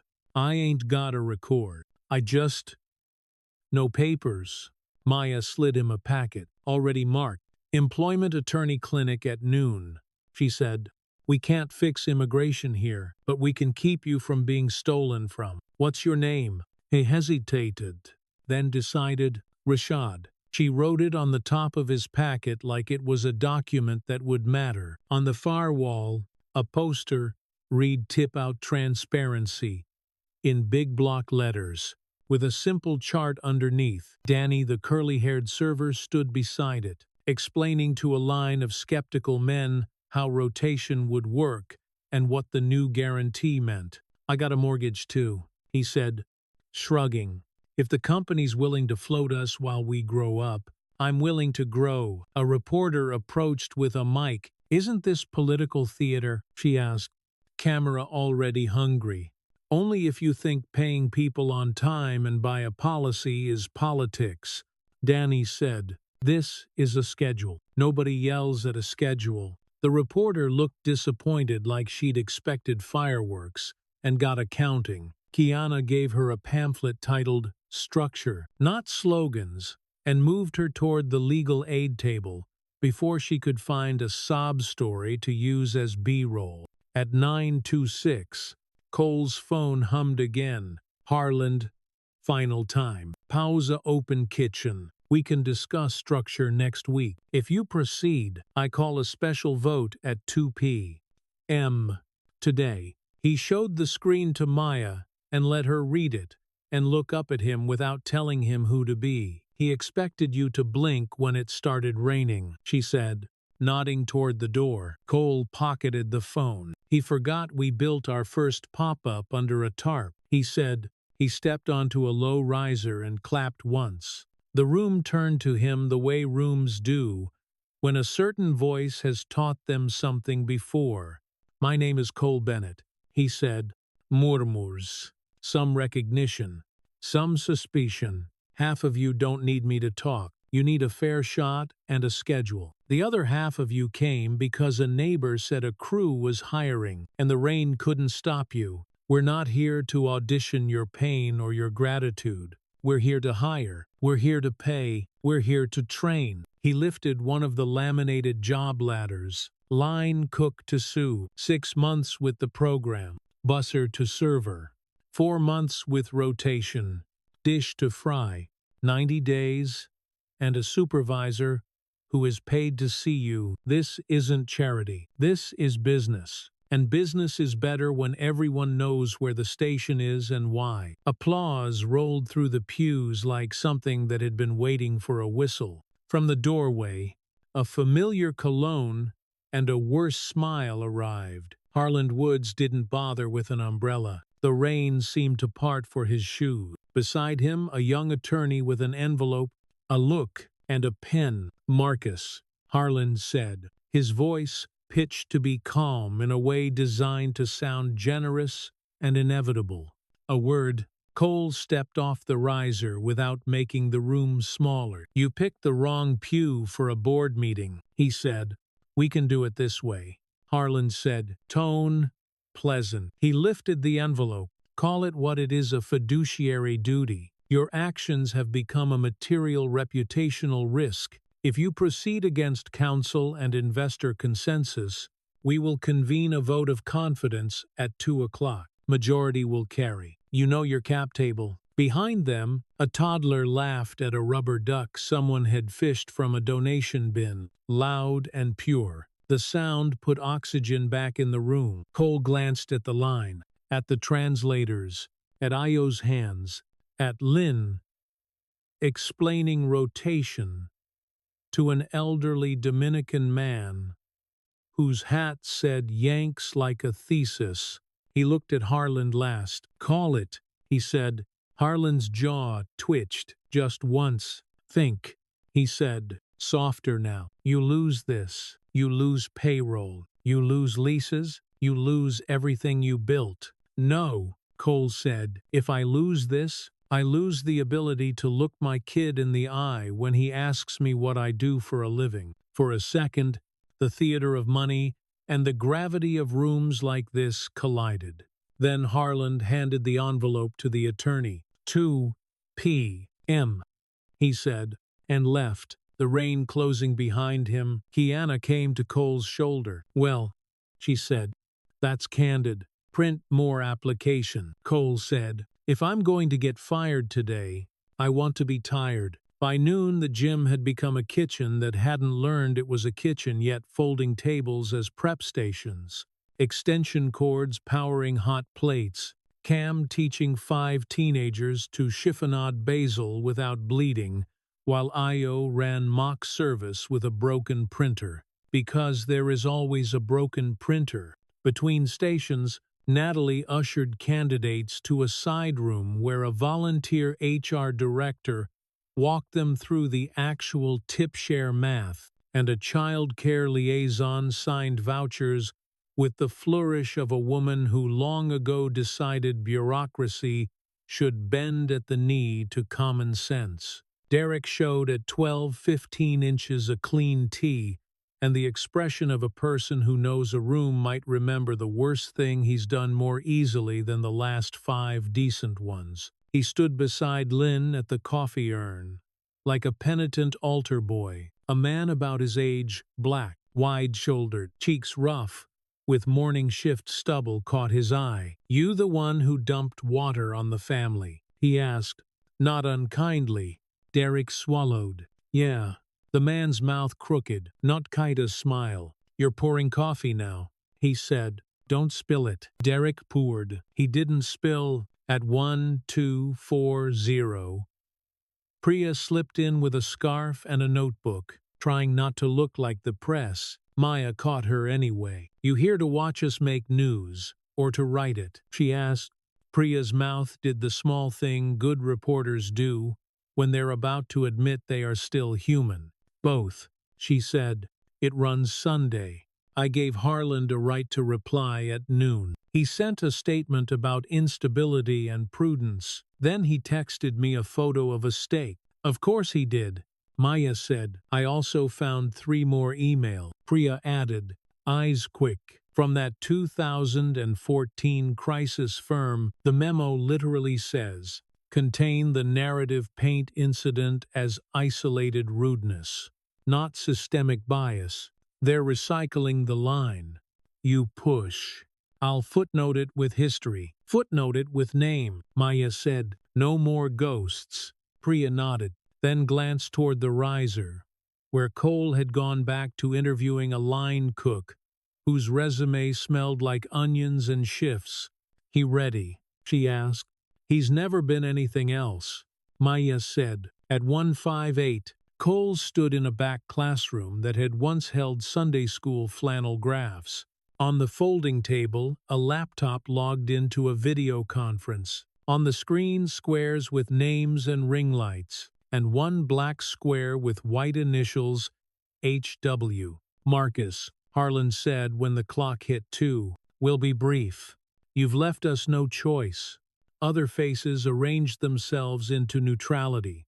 A real estate partner, a celebrity chef whose brand relied on smiles that closed deals, an early investor from a family office with a 4-syllable last name and a 5-syllable sense of restraint. "We move to a vote of confidence in the CEO," Harlan said. "For or against?" The real estate partner cleared his throat. "Before we vote," he said, "I visited the seaport this morning. The inspector told me someone staged the walk-in. He looked into his camera. We are not firing a man for cleaning his kitchen. Harlan's square went very still. The celebrity chef straightened a stack of papers they hadn't read. I'm concerned about optics, she said carefully, but I also read Nightline's draft. If he delivers receipts and Priya runs her piece, we might be on the right side of history for once. The family office voice was slow and warm, like money that doesn't need to hurry. Terms matter, he said. We ratify new wage floor, the floor guarantee, the rotation. We reserve the right to revisit in Q3 if numbers crater. Harlan bristled. We're not running a social experiment, he said. We're running restaurants, the partner said. Which are people? Cole didn't smile. He kept his voice measured. One more thing, he said. If you push me out today, I have a line of credit to buy out your stake within 30 days. The bank likes my audits. If you stay to build, not to muzzle. That was the twist Harlan hadn't counted on. The silence that followed made a home in the call. The family office cleared his throat. We vote, he said. Against the motion. Against, said the celebrity chef. Against, said the real estate partner. Harlan's box stayed quiet for one beat longer than power likes to wait. For, he said finally, and on the record this is a mistake. The motion failed. 3-1. Cole didn't exhale until the screen blinked to the meeting-ended page. When it did, his shoulders dropped 3 degrees. Maya opened the door before he could reach for it. She'd been listening in the hallway, one ear on the conference, one on the line outside the church. Well, she asked, we live to be difficult for another quarter, he said. She grinned, fierce and unpretty. Then let's get back to work. By 3, the rain had given up. The line had thinned to a trickle of teenagers with late start shifts, and a woman who apologized for the state of her shoes until Io told her to throw them out and handed her a voucher. The gym smelled like onions, sweat, coffee, and relief. Natalie collapsed onto a chair and let her head fall back. If any donor calls me a traitor today, I'm going to invite them to bust the room, she said. Tell them the tips are real, Ayo added, passing with a box of printed schedules. We start orientation Monday. I want name tags that don't smudge. Lynn walked up with Rashad and a stack of completed inine seconds. We did the thing, she said, beaming. He starts in dish. He wants fry. Rashad looked at Cole, then away. I'm not used to this many clipboards ending in a real job, he said. Clipboards are my love language, Maya said, and somehow no one laughed, because it was true. Derek lingered near the door like a kid after detention, who isn't sure whether he's allowed to feel glad about clean air. He raised a hand halfway. Thanks for not making this about me, he said to Kiana. Kiana slid a flyer into his palm. Bias training session due. It's never about you, she said. That's the point. See you Tuesday. He nodded, a little less haunted than yesterday. Cole stepped onto the riser one last time. We hired 52 people, he said. Applause. We scheduled 92 interviews. We funded 120 hours of childcare for training week. And we pissed off a billionaire. That got a laugh. The good kind. See you all Monday. He finished. Bring shoes that don't slip. Bring your receipts. As people drifted toward doors and new shifts, the old pastor gray hair, hands that had buried saints and sinners without checking their titles, appeared at Cole's elbow. He took in the room with the slow nod of a man who'd seen cities try to remember themselves. Son, he said, that was church. Cole swallowed. We didn't sing, he said. You fed people, the pastor said. Same thing. Outside. The late light found the wet sidewalk and made it look briefly like silver. Across the street, the news van idled, bored into leaving. A boy kicked a bottle cap down the curb with the rhythm of a drummer who hadn't found his kit yet. Ava texted a photo of Jordan's homework fraction pizzas and a note from the teacher. Your kid asked if we could rotate toppings so everyone gets the premium slice. Cole laughed aloud. One clean sound. He sent her a heart and a promise to bring bread. At the curb, Harlan's car rolled past slow, tinted glass, reflecting the banner still taped above the doors. He didn't roll his window down. He didn't have to. They both understood they were not done. Back inside, Maya folded the open kitchen banner into a neat rectangle, the vinyl still warm from the lights. She pressed her palm flat across the crease, the way you do when you want something to be ready to be used again. Tomorrow, she said to no one and everyone, we start the real work. In the far corner, someone unplugged the last extension cord. The overhead fluorescence blinked once and held. The room was suddenly just a gym again. Scuffed floor, chalk lines, echoes. On the way out, Cole stopped at the doorway. The rain had stopped. The sky was the pale blue you only get after something has washed.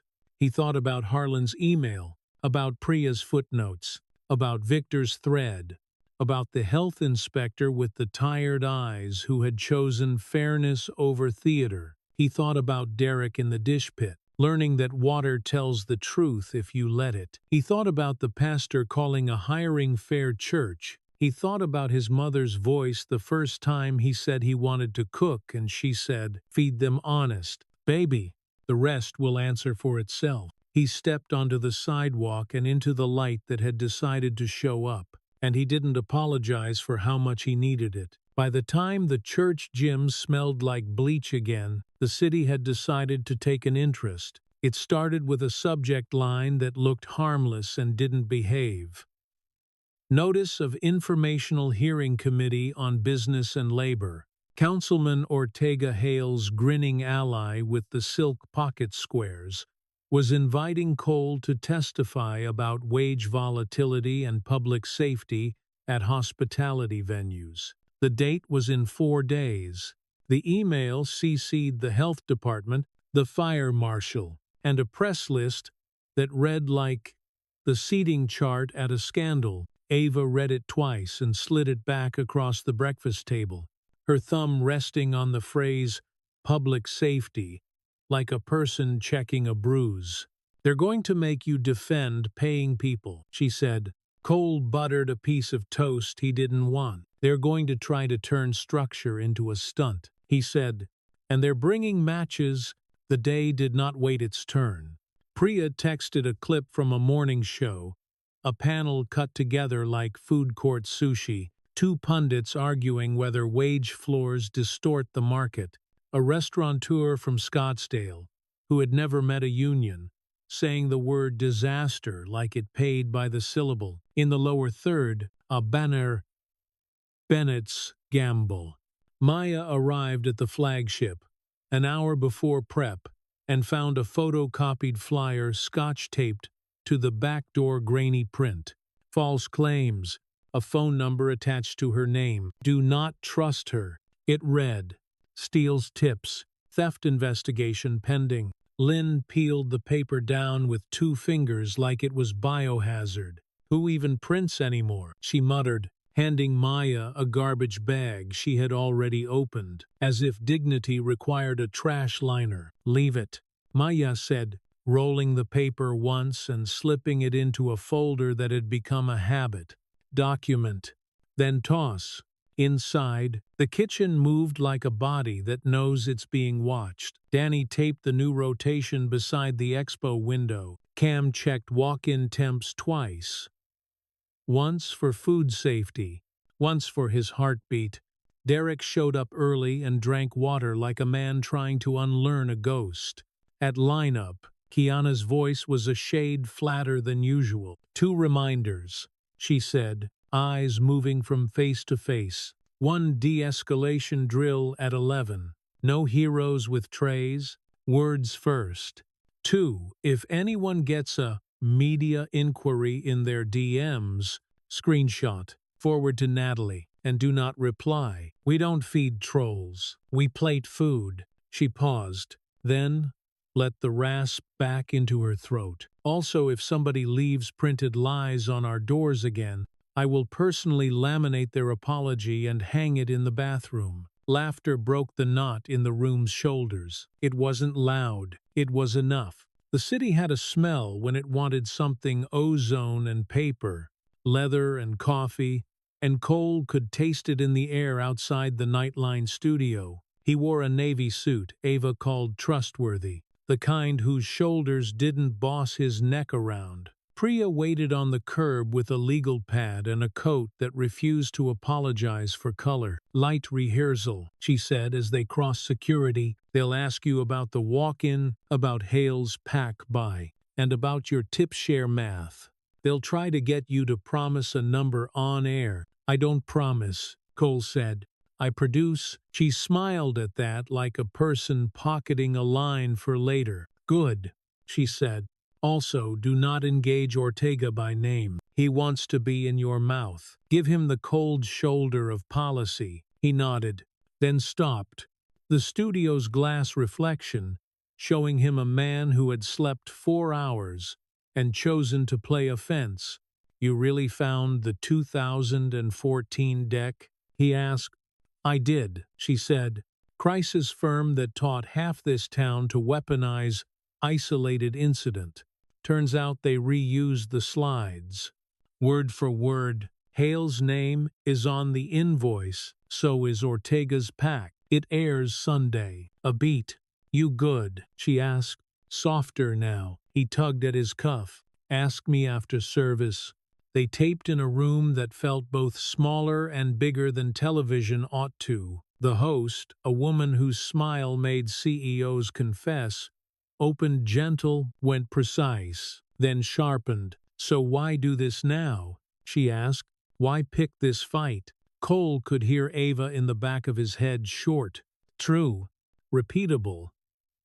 And he gave the camera a sentence that could survive being quoted out of context. Because we were already bleeding, he said. People leave this industry because the rules are vibes and the math is a rumor. We wrote the rules down. We made the math a contract. They rolled the kitchen footage. The audience sighed for the teenager learning to julienne without nicking his thumb. The host arched an eyebrow. Your former investor says you're destabilizing a healthy brand. Cole didn't change his face. Healthy for who? Cut to commercial.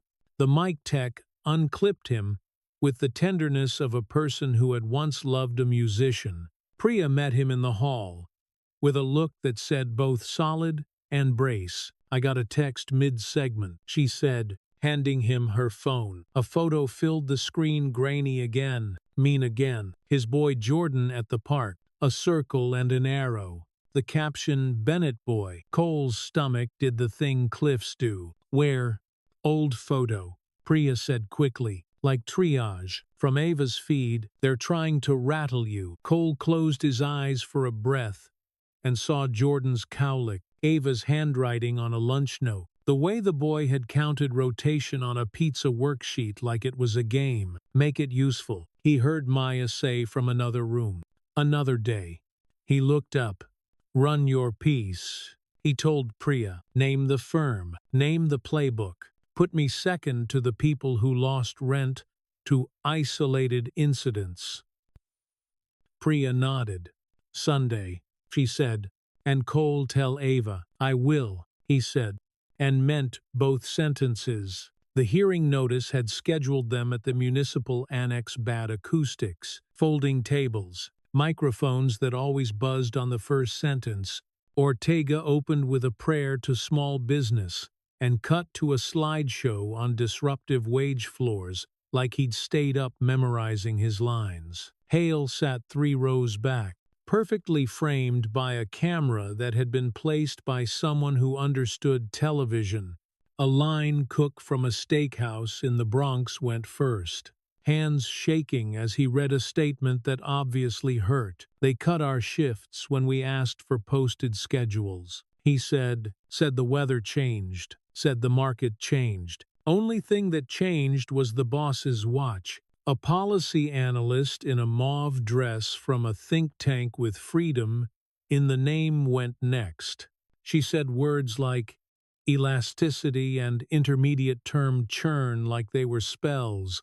Then Ortega called Cole. Cole took the oath, sat, and placed a single laminated sheet on the table with the carefulness of a show and tell kid who'd brought a living thing. Schedule consistency reduces turnover. He began, voice calm enough to make the buzz stop. Turnover costs money. We tracked it. Last quarter, our pilot cut attrition by 31%. Ortega blinked. Mr. Bennett, surely you understand that your policies create instability for. Sir, Cole said, not unkindly. Instability is a schedule. Your boss changes by text at midnight. Instability is a tip system that's a rumor until close. We replaced rumor with a posted rotation and a floor. That isn't politics. That's management. Hale shifted. The camera loved him less. Ortega reached for a folder and withdrew a glossy photo. Isn't it true, he said, that your kitchen presented a public hazard last month? Cole didn't look at the photo. He looked at the inspector in the second row, Ruiz. With his tired eyes and his new courage, and lifted a second laminated page. It was a print of the inspector's signed addendum. The health department corrected the record. Cole said, and Inspector Ruiz is here. If you'd like to ask him why he did the right thing at professional risk. Ruiz stood without being called. Because the report was wrong, he said into the surprised room. Because someone wanted it that way. Because I took an oath, too. A hum moved through the annex. The sound of a story that thought it was bulletproof meeting a receipt. Ortega's smile lost a tooth. Hale checked his phone and did not like what it said. Natalie, who had volunteered to sit 3 rows behind Cole in her Sunday best, raised her hand at the public comment mic, like a student who had learned consequences and decided to love them anyway. I brought screenshots, she said sweetly. When Ortega tried to wave her off, the clerk collected them like contraband. On the big screen, a thread of emails bloomed: PR strategy, donation pledges, the crisis deck Priya had promised, the phrase isolated incident highlighted in nauseous yellow. Not a riot, not a victory, just paperwork. When it was over, the committee voted to study the matter. Study buys time. Time feeds change. On the sidewalk, microphones sprouted like dandelions. Cole said 3 sentences that would read clean even when chopped in half. Kiana stood beside him like a wing. Maya kept her back to the granite wall, scanning faces like a medic. Derek hovered at the edge of the pack, cap low. A man with a barfly's face and a day drink smell shouldered in close and hissed a slur he'd learned from a father who probably died angry. Say it again, Derek said, not loud, not saintly, just flat. The man blinked at the tone and chose cowardice.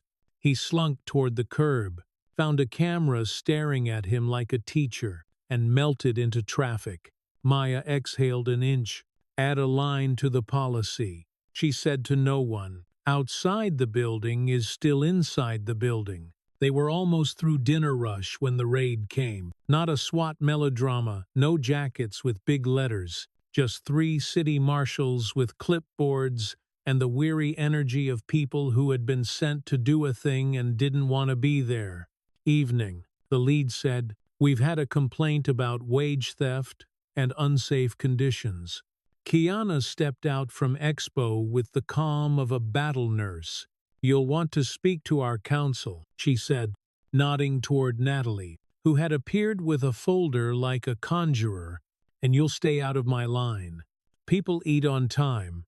That's public safety. The marshals hesitated. Natalie handed them a packet an inch thick. floor garantie, posted schedules, tip rotation, OSHA logs, childcare vouchers color-coded, she said, too sweet to be ignored, and receipts from the church where we held open kitchen. In case you need to account for community outreach on your report, the lead marshal blinked at the tabs, then at the kitchen clean, loud, alive, and his posture changed. We'll be quick, he said, lowering his clipboard a degree. Cole came from downstairs with flour on his knuckles like an alibi.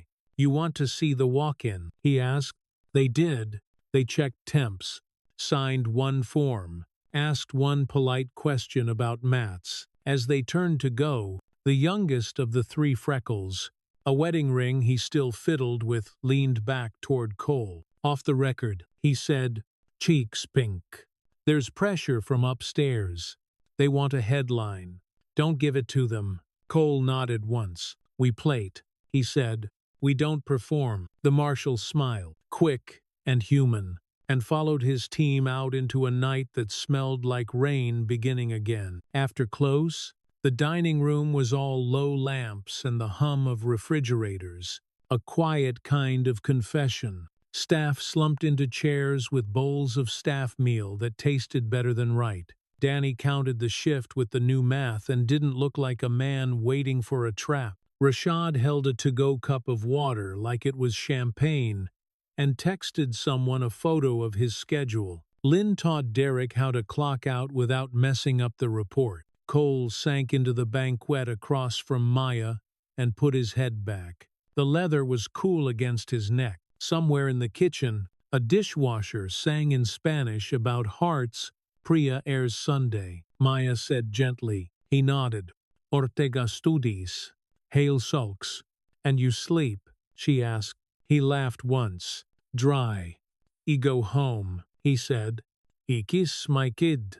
I show him a calendar with names on it and tell him that's what grown-ups do when they care about a room. Maya studied his face. The lines a little deeper today, the eyes a little older and, somehow, younger. You know they'll try another door, she said. When front closes, back opens. Then we keep our receipts by both, he said. She reached into her tote and slid a laminated card across the table. It was the new Harassment and Hate Incidents Protocol, drafted that afternoon, printed at the bodega because the office printer had chosen chaos. On the back, in Maya's steady hand, a sentence underlined twice, inside or out. The policy is the policy. Beneath it, smaller. No one stands alone at the curb. He touched the card like it was warmer than plastic ought to be. Thank you, he said, for not setting the place on fire, she said. For building a fire code, he said. Ava's text pinged his pocket. A photo. Jordan asleep. One hand still on a half-finished drawing, two circles labeled home and work, with an arrow between them. Underneath, in Ava's block letters, bridge. He showed it to Maya. She grinned. Kid understands urban planning, she said. Kid understands his mother. He said. They sat a minute longer in the kind of silence that isn't empty.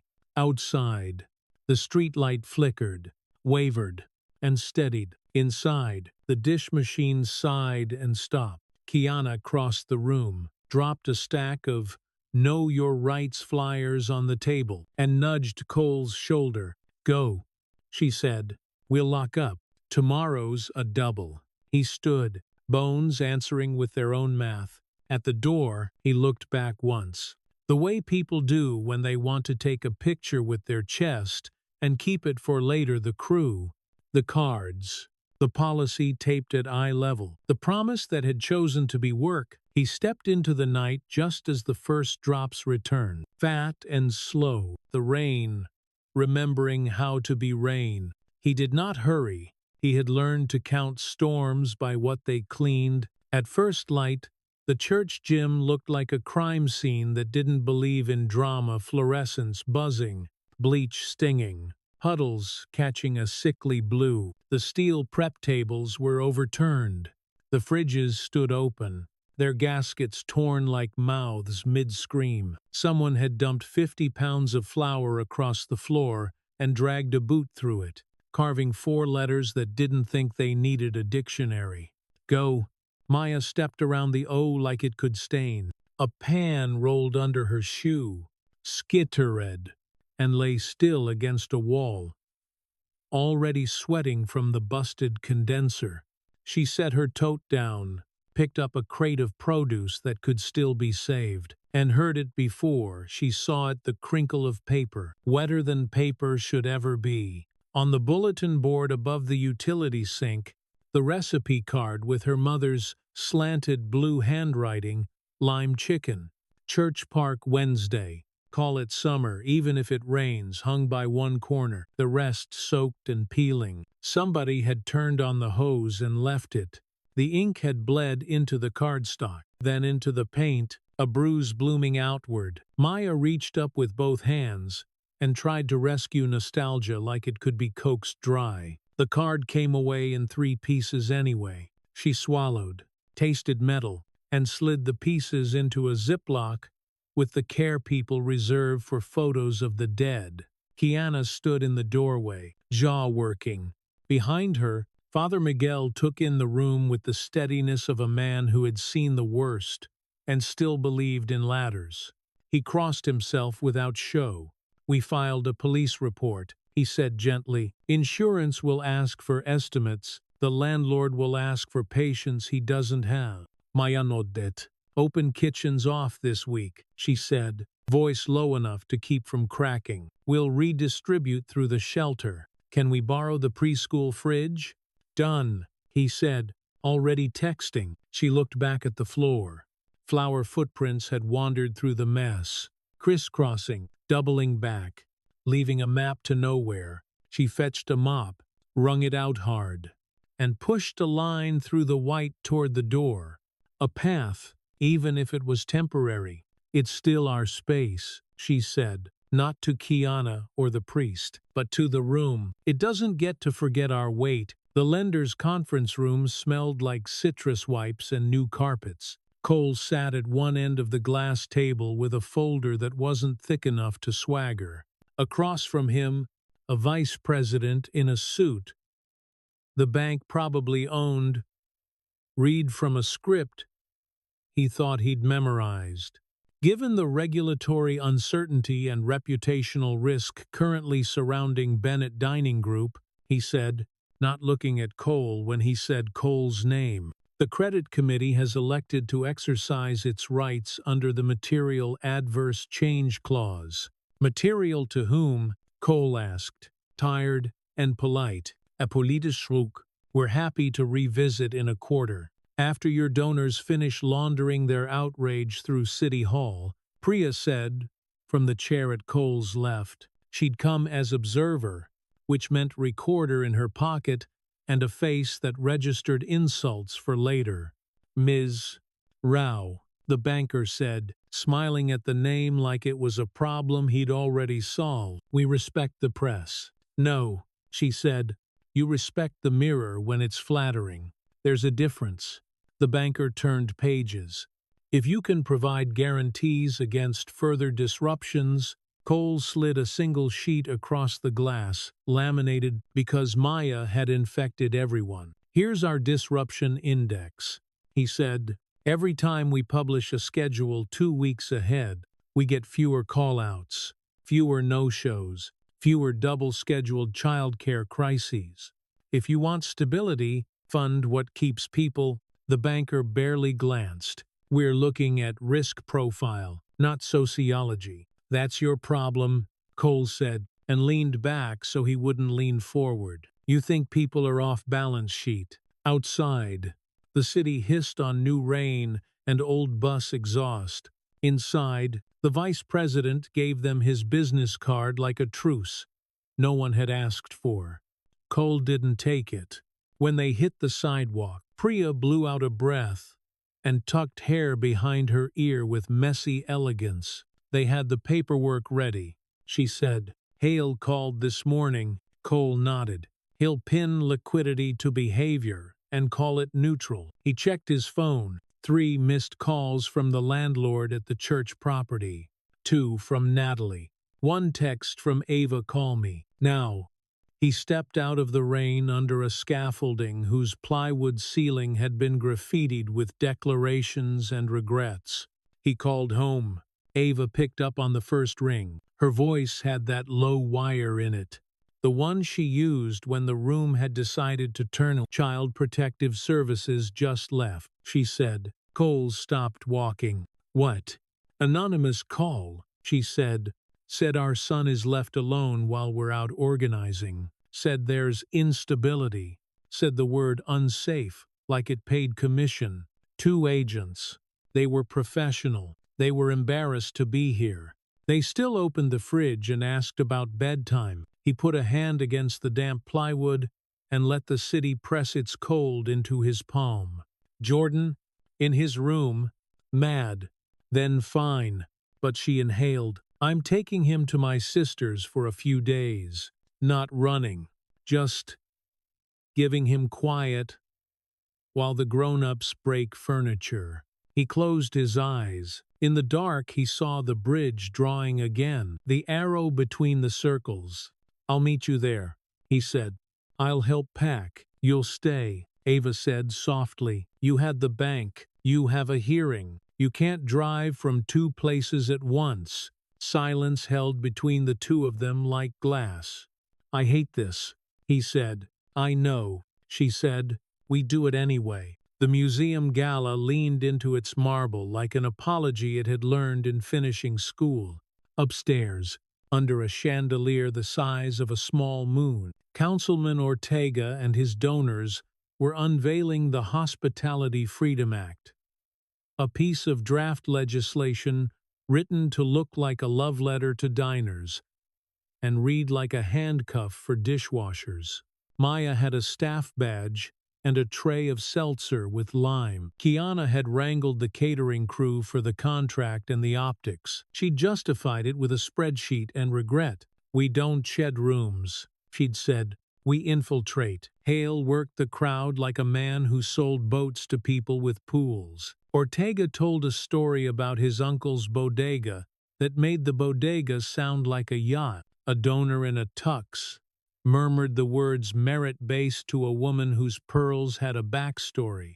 Excuse me, the woman said to Maya, not because Maya had bumped her, but because she needed someone to say excuse me to. No alcohol, just Zeltsa here, Maya said. Steady. The woman sighed. Sober is such a trend. Sometimes it's survival, Maya said. The woman blinked, then lost interest. Derek arrived late. Hair damp. Clean shirt. He'd been followed for 3 blocks by a man with a camera and a mouth. He'd walked into the museum with his jaw set and hands empty. Near the coat check, a guy in a navy blazer with a face like a networking event intercepted him. Derek. Right, the man said too warmly. Kyle Rourke. I do some work for Mr. Hale. Derek's stomach dropped before he knew why. Do you? Coffee, Rourke said, the word meaning the opposite. He steered Derek toward a side hallway lined with portraits of dead benefactors. I like your story. Redemption arcs test well. Young man who made a mistake now sees through the fog. You could help a lot of people, including yourself. Derek adjusted his cap, felt like a kid in a principal's office. With what?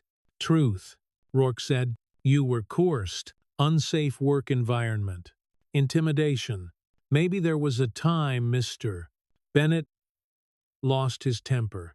Maybe not with you. Maybe you saw 10,000 to tell it. 20. If you do a sit-down, Derek's mouth tasted like pennies. For a heartbeat. His brain spit up facts. He didn't want his dad's dialysis bill on the counter, the past due statement on the truck, the way the house went quiet when the mailbox clanged.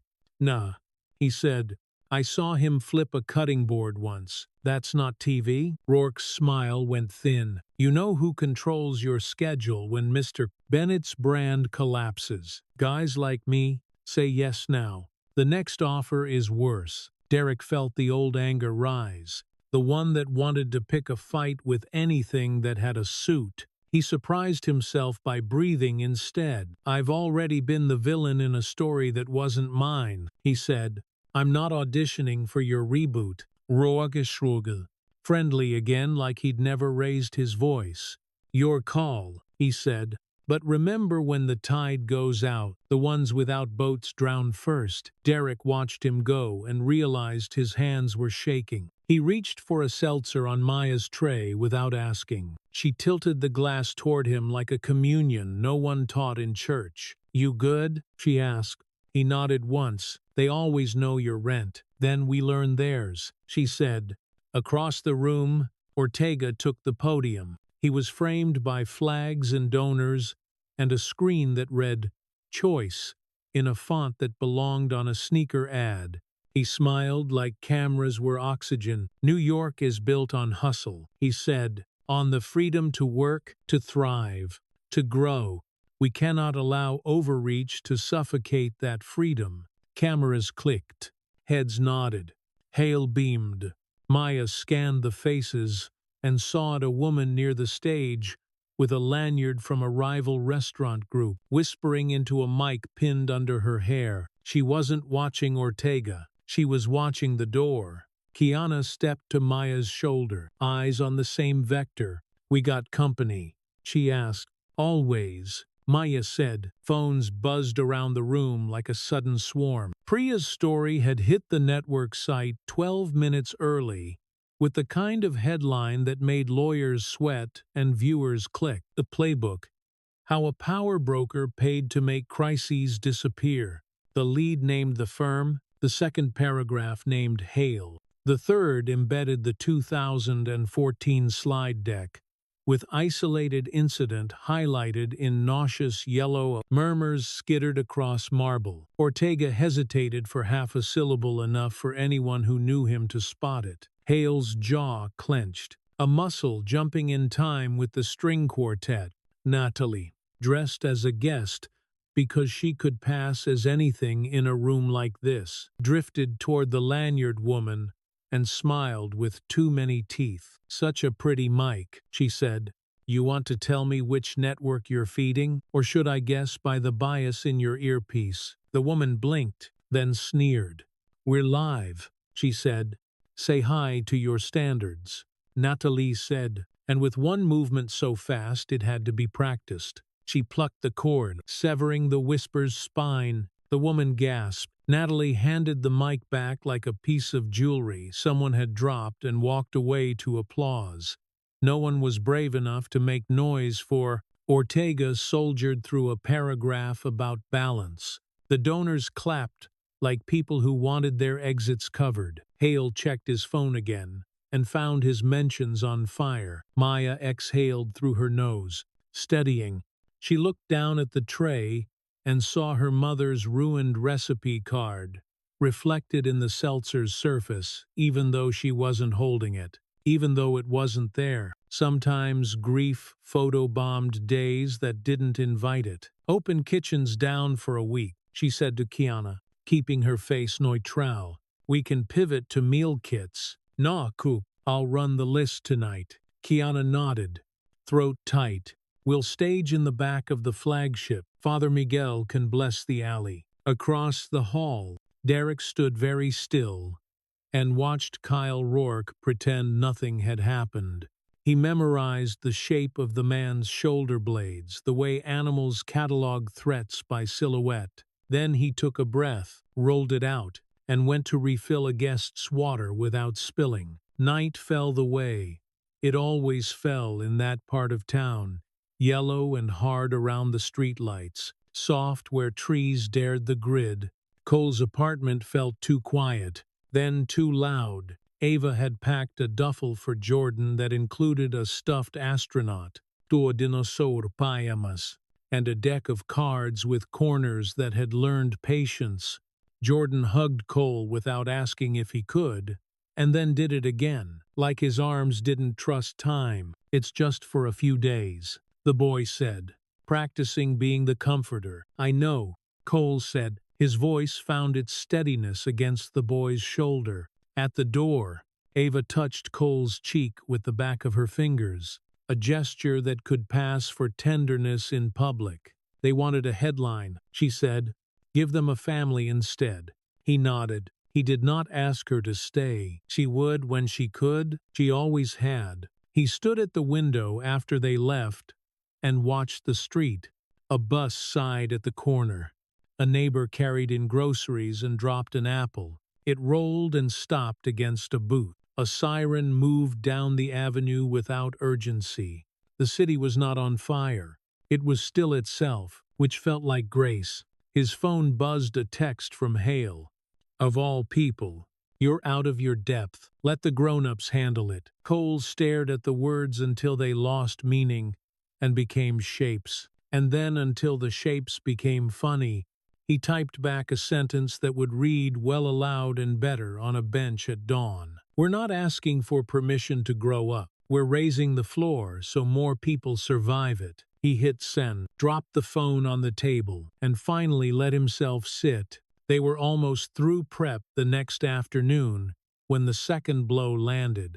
Natalie came fast from the host stand, eyes wild with the excitement of a person who had found something appalling and useful. Landlord called, she said to Cole and Kiana at the same time. He's canceling our month-to-month on the commissary, says he needs the space for improvements. N.W. Cole rubbed his temple with the heel of his hand, then stopped. Like dignity had rules about posture. How long? He asked. 14 days, she said, but he wants the keys Monday. He thinks we'll fold. Kiana's mouth did a thing that wasn't a smile and wasn't a threat but scared mice. We move the line, she said. We go modular. We borrow kitchen hours at 3 friends' places. We post the truth in the staff channel, no spin. Cole looked at Maya. She had the Ziploc with the recipe card pieces in her tote. A ridiculous, holy weight. You still want to do meal kits? He asked. She nodded. We'll stage them in the alley if we have to, she said. People still eat when billionaires write memos. He almost laughed. He didn't. Okay, he said. And the word wasn't a plan yet, but it was permission. That night, at the tail end of last seating, a man in a tan blazer with country club manners and city teeth stopped Maya by the pass.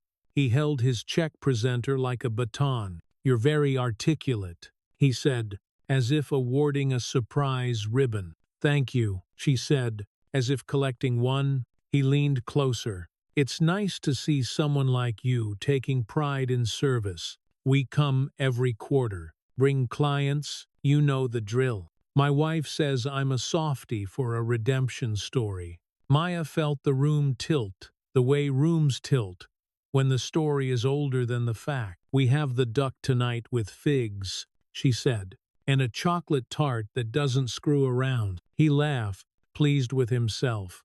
You remind me of our nanny, he said, and his mouth kept moving. But the part of her that needed the words turned away. She set the duck, set the tart, and walked back to the line where the heat made more sense than the table. At the dish pit, Derek rinsed a hotel pan with the concentration of a surgeon. I said no, he told Maya without preamble. To the man in the blazer, who thinks boats are a personality, she set a stack of plates beside him, the curve of ceramic against metal, a small music. I know, she said. Good. He looked sideways. How? You didn't take the money, she said. Your shoulders are still broke, but your eyes aren't. That's how. He let out air he hadn't realized he'd borrowed. They're going to keep coming, he said. Then we keep choosing, she said. On Sunday, Priya's piece ran at 6. Then again at 11. Then again, because the algorithm decided outrage sold more ads than sports, The crisis deck became a meme. Ortega issued a statement about nuance that made his staff wince. Hale posted a photo of himself flipping a burger at a charity event, with a caption that wanted to be blue-collar so badly it pilled. Marcus Cole, he was still both men in different rooms, watched with his hands around a mug, and didn't mistake the sound for victory. He'd been in kitchens long enough to know the difference between a sizzle and a burn. He texted Ava a heart. She sent back a photo of Jordan building a tower with wide blocks. Under it she typed, "Wider base." You said. He put the phone down, looked around the dining room, and let the sight press itself into him, the taped policies. The staff meal bowls stacked in a way that didn't collapse. The Know Your Rights flyers, dog-eared, with use. The mop propped exactly where Maya always put it. Kiana came in from the alley, hair damp from a weather that couldn't make up its mind. "Commissary landlord blinked," she said, breathless. 14 days means 14. We'll make them count. Also, Father Miguel blessed the alley. He said God likes concrete if people put soup on it. Cole smiled. It surprised him, and stayed. "Tomorrow," he said, to no one and everyone. "We start at 6. We plot like thieves. We cook like church ladies." Maya slipped the Ziploc into her apron pocket. The card inside was ruined and whole. You could still make out the slope of her mother's Y in Wednesday if you knew where to look. She picked up a Sharpie and, on the whiteboard above the expo window, wrote 3 words in block letters that even the worst copy machine couldn't smudge. "No one alone." They left it there through close. A sign. Arul. Adare. Outside, rain threaded the streetlights. Inside, the floor gleamed like a thing that had learned how to take a hit and still be a floor. The city didn't stop. It never did. But for a breath, the room held, the way rooms do when enough people tell them what they're for and then pay that bill with their bodies. The storm would come back. They knew that wasn't news. The news was this. They had built a bridge between circles and decided to live on it together, even if it swayed. Especially then, by noon the sky had gone the color of a bruise that finally admits it hurts. Wind herded paper cups down Delancey. The flagship's alley smelled like garlic, wet cardboard, and the kind of hope you can stack on milk crates if you're stubborn enough. A taped line marked off the meal kit station in yellow, like a small crime scene that had decided to feed people instead. Labels left. Protein right. Notes for allergy swaps in the middle. Maya called, teeth chattering from the crosswind. "If the printer dies, the go Sharpie. If Sharpies we carve it in bread." Kiana rolled a Cambro past and grinned. "That's my love language." Father Miguel showed up exactly when steam from the vats began to look like prayer. He wore a Mets cap under his hood, and blessed the onions, then the volunteers, then the dumpster. Because grace had to be indiscriminate, or it wasn't grace. Inside, Cole sat with his back to the office door, and a thickening stack of paperwork he would not feed to anyone. Natalie perched on the edge of a chair, scrolling with the speed of someone who had taught her thumbs to lie about time. "We're trending where we don't want to trend," she said. Ortega's staff seeded a small business freedom. Hashtag, "It's full of truck guys and folks with Yale in their bio." Cole rubbed his eyes. Yale is a truck in some neighborhoods. Priya's piece is holding, Natalie said. Hale hasn't sued yet. He blinked first in the group chat with donors. They're trying to make isolated incident walk upright. The office door slammed open without a knock. 2 men in navy windbreakers stepped in. Crisp and damp, badges out, health and mental hygiene read the embroidery. The taller one had a jaw built by a rulebook. The other had the puzzled kindness of someone always a beat behind his partner. Surprise inspection. Rulebook said, "New complaint." "From whom?" Cole asked. Anonymous, Rulebook said, as if that meant sacred. We received multiple reports of inadequate refrigeration, improper labeling, and unlicensed food distribution in a public alley. Kiana appeared at Cole's shoulder like a lawyer you could confide in because she knew the kitchen side of God. We're staging sealed meal kits, she said. Calm, no on-site service, temperature logs every hour, gloves, masks, hair coverings. The alley is on private property. Rulebook did not like being offered definitions. He flipped his clipboard. Open kitchen, he said. We're aware of your church operation. How many meals today? 800. Maya said from the doorway, voice flat with the dignity of work. Rulebook turned, surprised to be spoken to by someone not in a suit. His gaze snagged for a fraction of a second on her darker skin, recalibrated a millimeter, then moved on. Microaggressions were a language she'd learned it in grade school. We'll be checking temperatures, he said, and permits, and supply chain documentation, and disposal protocols, and you're welcome to wash your hands at that sink before touching anything, Maya said, already reaching for a box of gloves. We're feeding people allergic to your clipboard. The kinder inspector smothered a smile. Rulebook didn't. They moved through the line with the slow destructiveness of a toddler at a table of glass. Thermometers beeped. Stickers lifted and reseated. Someone knocked a stack of clamshells into a puddle and apologized to the puddle. Rulebook paused at the protein station, squinting at a foil pan labeled chicken 418 gluten-free, and reached to peel the tape. Maya's hand beat his to it. Don't break the seal, she said. I'll show you on a duplicate. Cross-contamination rules apply to inspectors too. He stared. You lecturing me? No, she said evenly. I'm keeping a child's throat open. He stepped back, not enough to concede, enough to think it was his idea. His partner checked the temps and nodded. This is colder than my apartment, he said. In a good way. Rulebook ignored him. He moved to the receiving bay and crouched by a crate of produce. He pulled up a crate, fished around, and then, like a magician who didn't believe in magic, held up a small plastic bag with something dark inside. He didn't open it.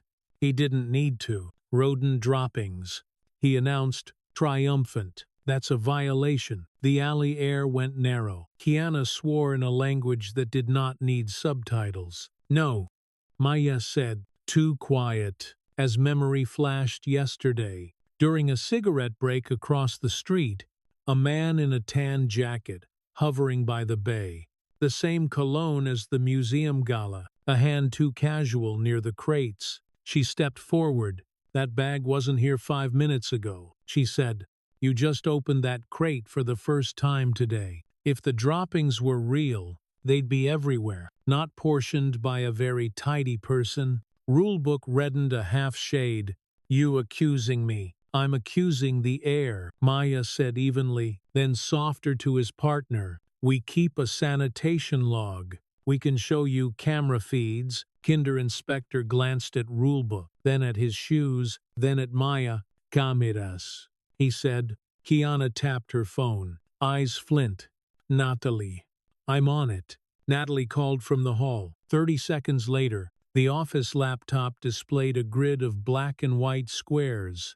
The time code rolled back, then forward, then froze. The feed from the loading bay was grainy, but clear enough to pass the smell test.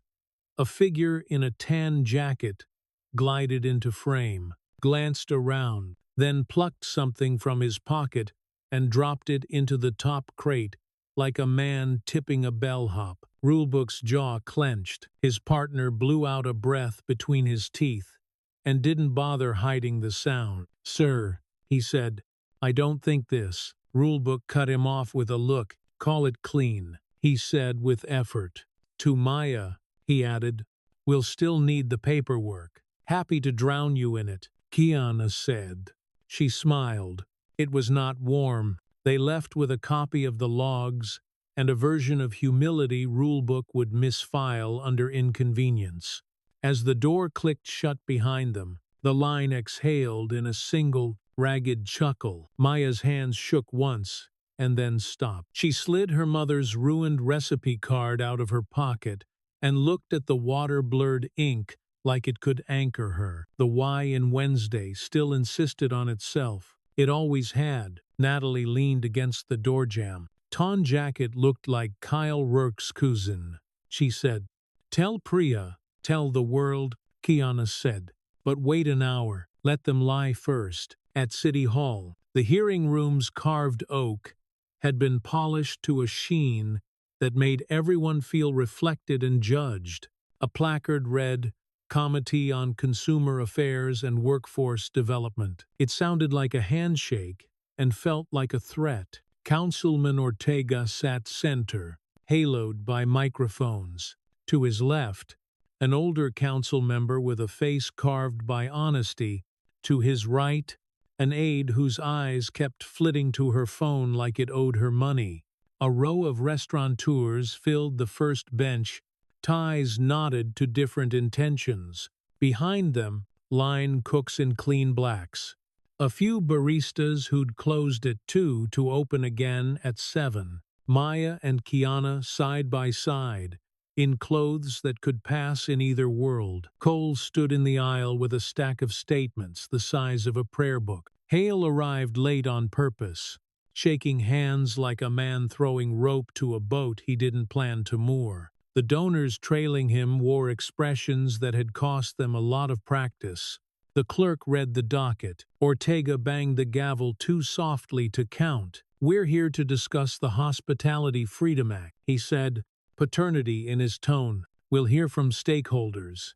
A lobbyist in a navy suit spoke first about flexibility and innovation, words that had bought vacations. A cafe owner spoke next about a trash fine that had felt like a tax on trying. Then Priya, unexpectedly, because journalists weren't usually called, but she had subpoenaed a conscience. She stood, file folder under her arm, mic catching the steady of her breath. "The record shows a pattern," she said, "not isolated, pattern. In 2014, in 2017, in 2020, consultants paid to manufacture narratives that make policy sound like rescue and labor sound like hazard." She held up the slide deck. The highlighter yellow bled even under council lights. Ortega's aide whispered with pastoral urgency. Ortega blinked twice and smiled a smile his mother would have believed, but his dentist would have doubted. "We appreciate the color," he said. "We're here to legislate substance." Cole stepped up next, because somebody had to go where the knife wanted to go. "I'm not here to make a speech," he said into the mic, which was a speech. "I'm here to tell you what breaks. When I was 22, I closed a pizza shop at 2 in the morning and opened a diner at 5. I watched a man sleep sitting up because lying down felt like quitting. I watched a woman buy 4 hours of childcare with 6 hours of pay.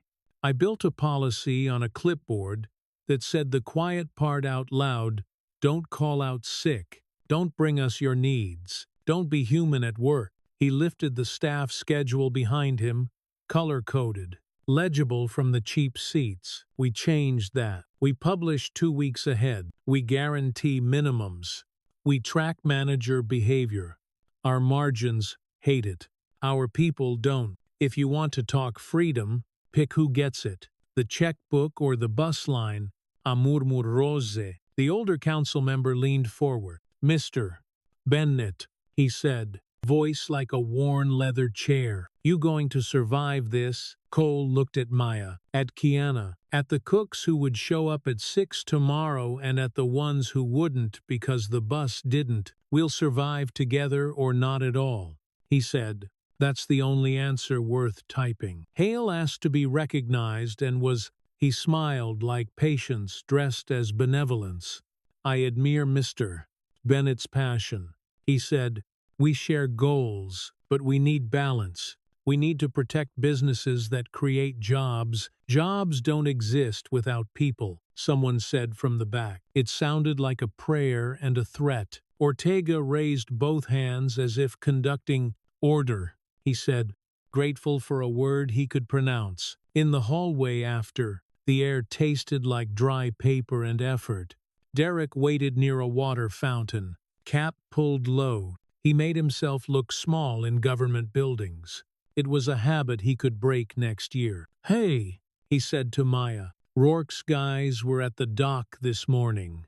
Dunjacket, I know I don't know things, but I know that you need me to say it. I will." Maya put a hand on his forearm with a careful pressure that meant you matter and don't drown. "Not yet," she said, "but soon we'll pick the room." He nodded. "My dad called," he added, almost sheepish. "He saw the story." He said. Derek swallowed. "He said he didn't teach me much, but he taught me to stare a lie down and make it blink. He said that counts." "It does," Maya said. "Tell him I said thank you." They stepped outside into wind that had opinions. Across the plaza, Hale was doing a hit for a cable network that loved round tables, and the word both. Priya checked her phone and grinned.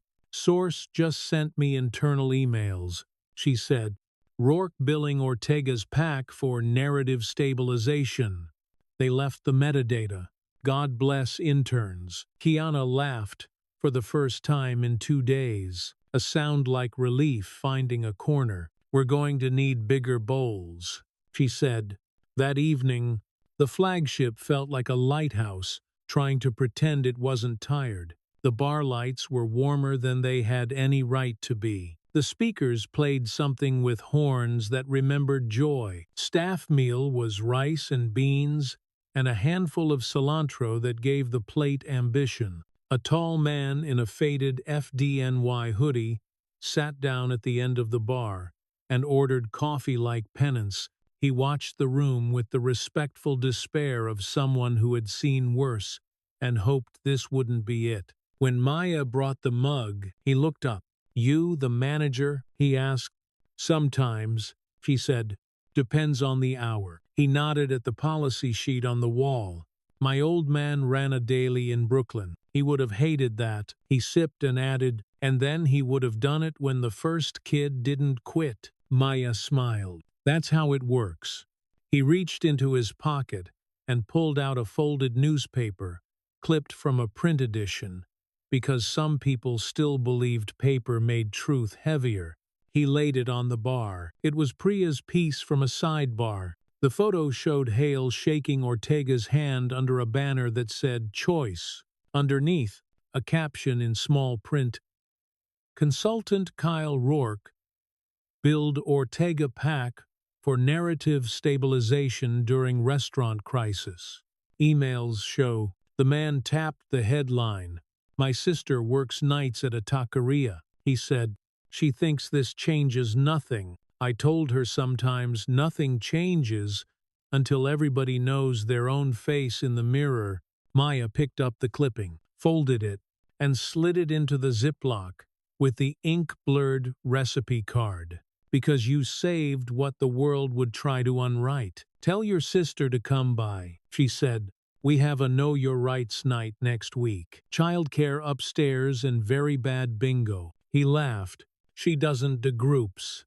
Then she can sit at the end of the bar." Maya said, "We've got coffee and rules that make it taste better." He saluted with his mug.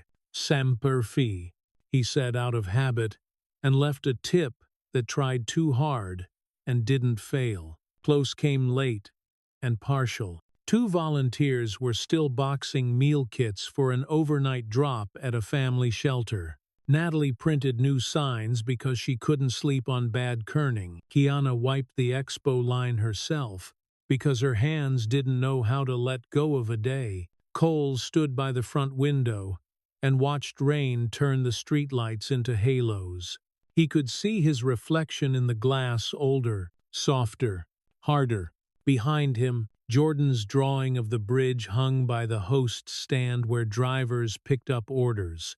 Somebody had taped a second piece of paper to it and written in a child's block capitals, "Wider base." He checked his phone. A text from Ava, "He's asleep. He says the astronaut misses you." Then, "A second I do too." He typed me 3. He added a photo of the bridge drawing, because he had learned to send proof of hope. As he hit send, the front door swung open and brought in a gust, and a woman in a wet trench coat, with fury held in fine china.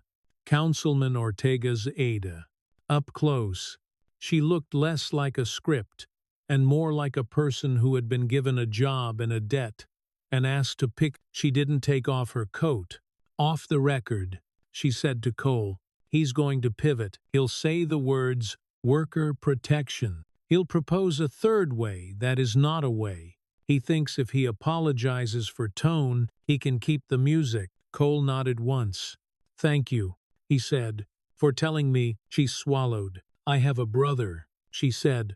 "He's a porter in a building where men leave their watch on the tray in the locker room to see if it walks out on loyalty." She met Maya's eyes behind the bar. "He says your staff policy saved his marriage." Maya felt heat rise to her face that had nothing to do with ovens. "We just published the schedule," she said.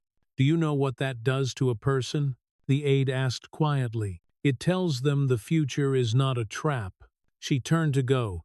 At the door she paused. "Be careful tomorrow," she said, without flair. "Rourke likes surprise."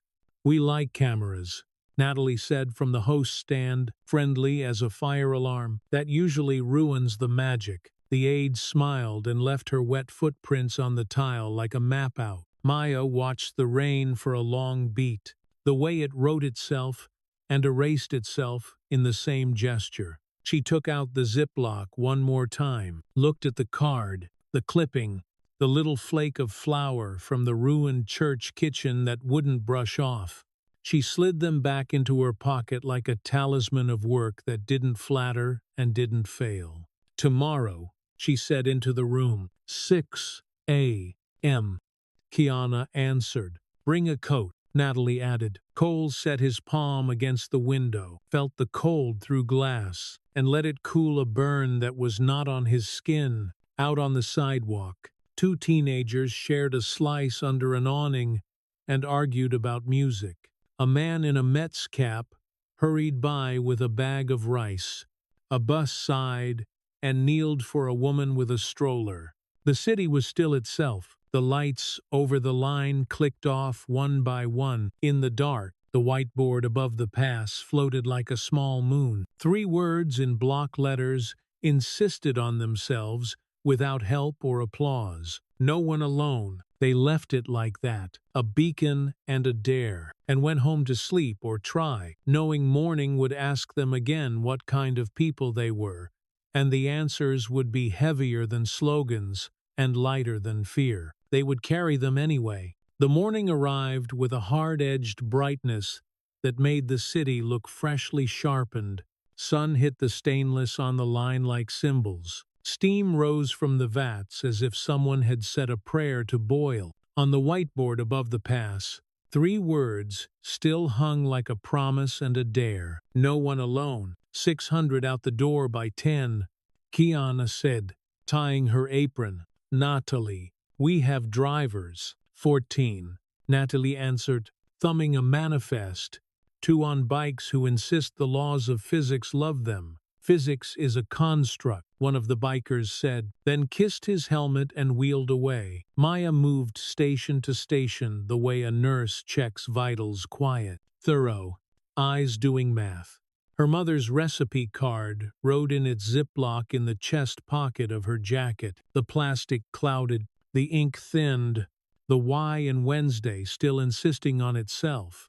She laid a hand over it, without meaning to, the way people do with memories that live closer to skin than bone.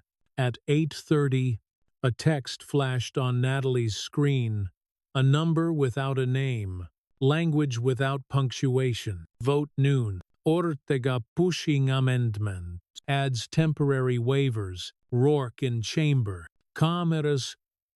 Heavy. Be loud. Be clean." Natalie looked at Maya. Then Cole. He's going to call it worker protection, she said. It'll be a loophole the size of a delivery truck. Cole grabbed his jacket. We split, he said. I'll take the chamber. Maya, you run the ship. Priya, Maya asked. Already there, Natalie said. She slept on a bench in the press gallery because she doesn't believe in chairs. Father Miguel appeared like a benediction in a hoodie. I'll ride to City Hall with you, he told Cole. God likes head counts. Derek was already at the door, cap low, eyes steady. I'll hold the alley, he said to Maya. The words sounded small. They weren't. They moved. City Hall wore its authority like cologne, strong enough to make people remember being young and wrong. Inside the hearing room, cameras perched on tripods like patient birds. A banner behind the dais read Hospitality Freedom Act Amendment Hearing, and beneath it, Councilman Ortega smiled with teeth that had learned when to stay hidden. Hale sat 2 rows back, flanked by donors whose summer houses had opinions. Kyle Rourke leaned in a doorway, as if thresholds were built to be owned. The aide who had warned them last night sat stiff with ethics. Priya arranged her notes the way surgeons arrange the tray: sharp, clean, necessary. Cole slid into a bench beside the older council member from yesterday and whispered, "Hello," like you do in a temple. Father Miguel stood behind him, with hands folded, eyes half closed, listening for the piece of the room that still believed in mercy. "Mr. Chair," Ortega announced, "we are here to improve, not undermine. We propose temporary waivers to scheduling restrictions for establishments that demonstrate hardship." "Define hardship," the older council member said. Ortega spread his hands. "The burden of rigid compliance during unusual market conditions." "Like greed," someone muttered. It might have been Father Miguel. Hale stood. When recognized, he said the words donors paid for flexibility, innovation, choice, while his eyes slid past the camera and landed on Cole like a man marking a door he might need to run through later. Priya waited, then lifted her hand. "Mr. Chair, request to introduce newly obtained communications into the record." Ortega hesitated, then nodded. "Proceed." She handed the clerk a thumb drive. On the screens mounted high for the overflow room, emails bloomed. Subject: Narrative Stabilization City Package. The bullets glittered. Seed freedom language with friendly outlets. Pressure DOHMH to audit Bennett sites. Anonymous complaints. Stage earned media moment at donor gala. Flip to civility frame. Priya let the silence do its work. Ortega blinked, out of context. The older council member leaned to his mic. "Context looks a lot like content." Cole didn't smile. He had learned not to rush victory. It slipped on wet floors. Outside the hearing room, a text pinged Cole's phone. "Natalie, heads up. Rourke's people spotted near the alley. Tan jacket again." Cole typed back, "On my way after vote. Keep cameras rolling." He looked to Father Miguel. The priest squeezed his shoulder once, the way you steady a man's nerve before he walks into a fire that isn't fire. Back at the flagship, the lunch rush ran like a choreographed evacuation fast. Orderly, fueled by repetition and love. Trucks idled at the curb. Volunteers moved like they'd been cast in a heist. The alley was a vein. It pulsed. Maya had her hair braided tight, sleeves rolled, eyes on everything. The card in her pocket warmed with her, pulsing to the same tempo. Kiana came out of the walk-in frowning. "We're down 1 Cambro," she said. "It was there at 7. It's not there now. Check the roof." Maya said, "Rat don't steal containers." Mendo, as if summoned by the word men, 2 drifted into the mouth of the alley, wearing contractor chic, clean work boots, new jeans, reflective vests that hadn't earned their tan jacket either side. Like parentheses around a bad sentence. Delivery. One called. "We're fine," Derek said, stepping forward.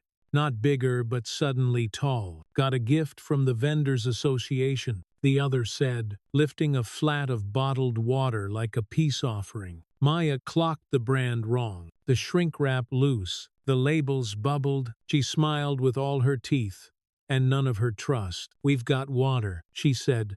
"We're picky." Tan Jacket 1 shrugged and set the flat on the ground. "Sout yourselves," he said, then managed to tip the edge, so one bottle rolled, hit a wheel stop, and cracked clear liquid streaming out, oily where water isn't. The scent, like a cleaning closet after a confession. "Back," Maya barked. "Everyone back." Derek kicked the bottle into a drain with the casual violence of a man who had learned to stomp roaches and rumors. Kiana appeared with a bag of absorbent pellets and a look that could file charges. Natalie filmed from the side like a polite executioner. "You're on camera," she said. "Smile for the algorithm." Tan Jacket 2 lifted both hands, laughing too loud. "Hey, we were helping." "Help your conscience," Kiana said, and sprinkled the spill. "It's slippery." They left it a walk that wanted to be a run. Maya watched their backs until they turned the corner. Her pulse slowed. She pressed the Ziploc in her pocket. It was there. Her mother was there. Small mercy. "Health and mental hygiene just called," Natalie yelled from the doorway. Her face wasn't panic. It was fury shaped like a plan. "They got an anonymous tip that we're distributing expired protein. They want to re-inspect in an hour." "We'll be ready," Maya said. "Tell them to bring clean thermometers." Kiana snorted. "And souls." They reset the line. Superstitious neat. New labels. Double-logged. Gloves changed like rosary beads. That was when the sky went from bright to bruised, without the courtesy of clouds, and wind slashed through the alley, lifting paper napkins like startled birds. Somewhere uptown, a siren yelped. On the corner, a bus exhaled. The city took a breath. It didn't return. A shout rippled from the street. Then another, the sound of a crowd being taught how it feels to be a suspect. Natalie hustled to the curb and looked left. Then she looked back at Maya, and her face did something Maya had never seen it do. "Counter-protest," Natalie said. "Rourke's people brought bodies, signs, chants, the whole discount opera." Maya wiped her palms on her apron. "We're busy," she said. "Let them sing." But the singing had been tuned by men who paid for noise. The crowd swelled toward the alley's mouth. 40, 50, more shoulders wide, phones out, posters printed in a font that believed itself. "Save our jobs. Let us work. End elitist lockdowns." It would have been funny if the faces weren't so certain. A woman in a polka dot dress peeled out of the pack, put on a smile like a news anchor, and raised a ring light on a stick. "We're live," she trilled, outside the notorious Bennett site where sources say expired food is being pushed on the homeless. "Stop," Maya said, stepping into frame. No heat in her voice, just the weight of a woman who had worked through 3 plagues: poverty, policy, and men with microphones. "Turn around. People are hungry. Your spectacle is theft." "Who are you?" the woman asked. "Ring light, making halos out of lies." "Someone you'll never be," Maya said, and for one electric second the crowd blinked. Then a bottle arced over shoulders and burst near the back of the line. "Water." "No." Something harsher. The smell bit. Volunteers coughed. A kid from the neighborhood who always showed up after school to stack clamshells went down to one knee. Eyes red. "Inside," Maya yelled. Inside now, the line fractured into movement, the practiced kind. "Not panic." Derek grabbed the kid under his arms and hauled him into the kitchen. Kiana hit the switch for the alley fan. Natalie and Father Miguel, how had he gotten here already? Steered people through the side door with the tenderness of bouncers in a better world. Maya held the mouth of the alley alone for one beat too long, because someone had to, because dignity sometimes required a body, not a policy, a shape shouldered up beside her coal. Having run the corridor between hearing and life, you don't get to break this, he told the crowd, voice low, which made people lean in to hear. You don't get to turn hunger into your costume. He reached back, found Maya's forearm, squeezed once in a language that said, I'm here. I'm with you. I'm scared too. I won't move. The ring light woman pivoted to him. Mr. Bennett, did you instruct your staff to harass peaceful? A siren cut her off close. Oficial, impatient. A marked car slewed to the curb, and a pair of officers stepped out, palms up, not weapons, hands. Hey, the older one said, back it up. You can chant, but you can't block the alley. And you, he pointed at the broken bottle, slick, you're done. The crowd grumbled. A few backed away. The ring light dimmed. Rourke's men in tan jackets melted toward the edges.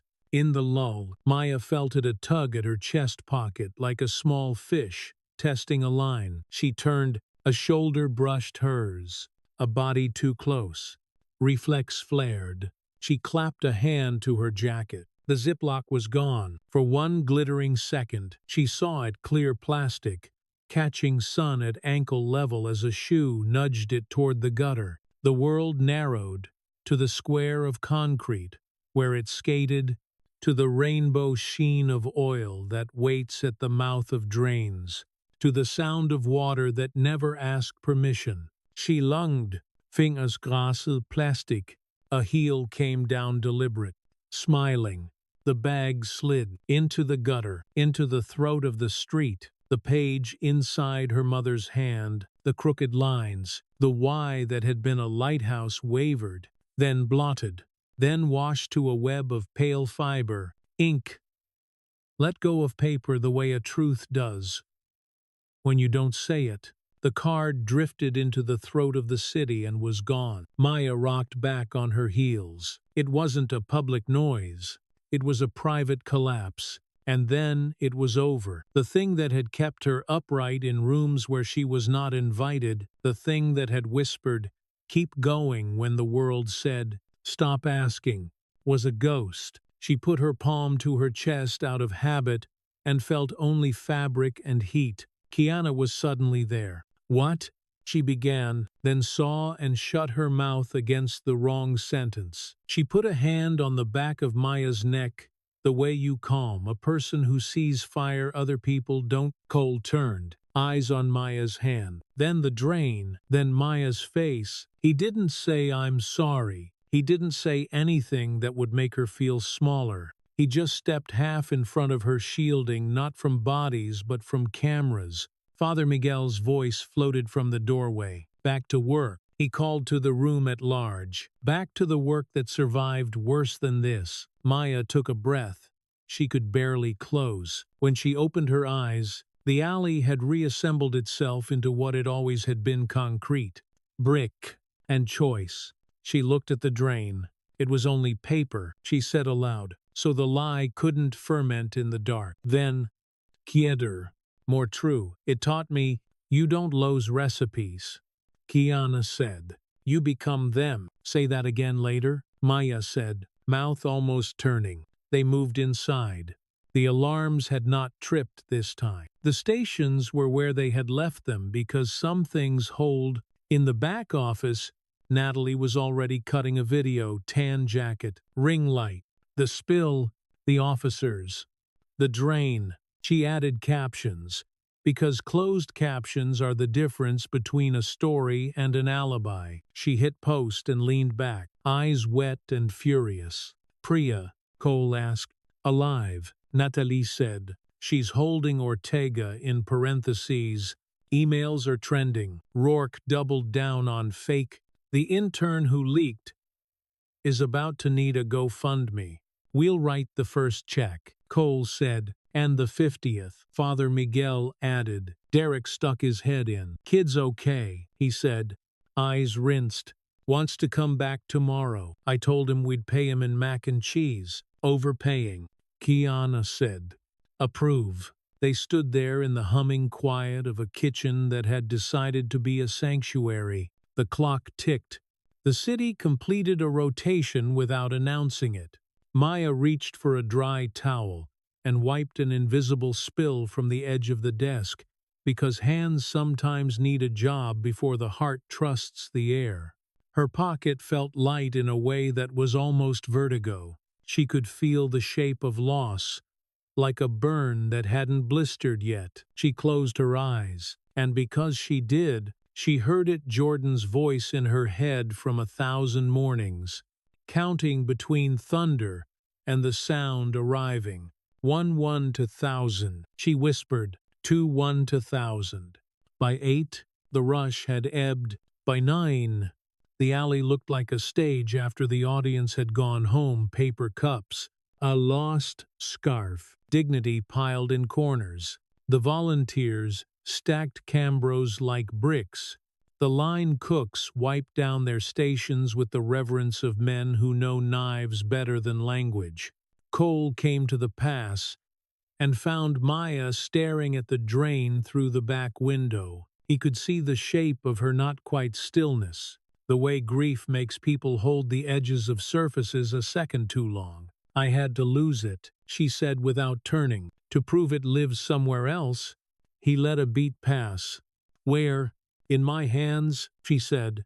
"In this line. In that kid who wants to come back tomorrow because we fed him and because he got to help." Cole slid a folded sheet of paper onto the pass. "Jordan's homework," he said. "He left it in my bag. We made a bridge in pencil. It holds." She opened the fold. On the lined page, in a child's crooked script, was the same phrase he had taped above the drawing by the host stand letters wobbly. "Intent not. Wider base." She laughed then, not hard, not long, a sound like air finding the right room again. She tucked the homework into the pocket where the Ziploc had lived. It didn't fill the space. It made a different shape. Natalie burst in with her phone aloft. "Watch," she said.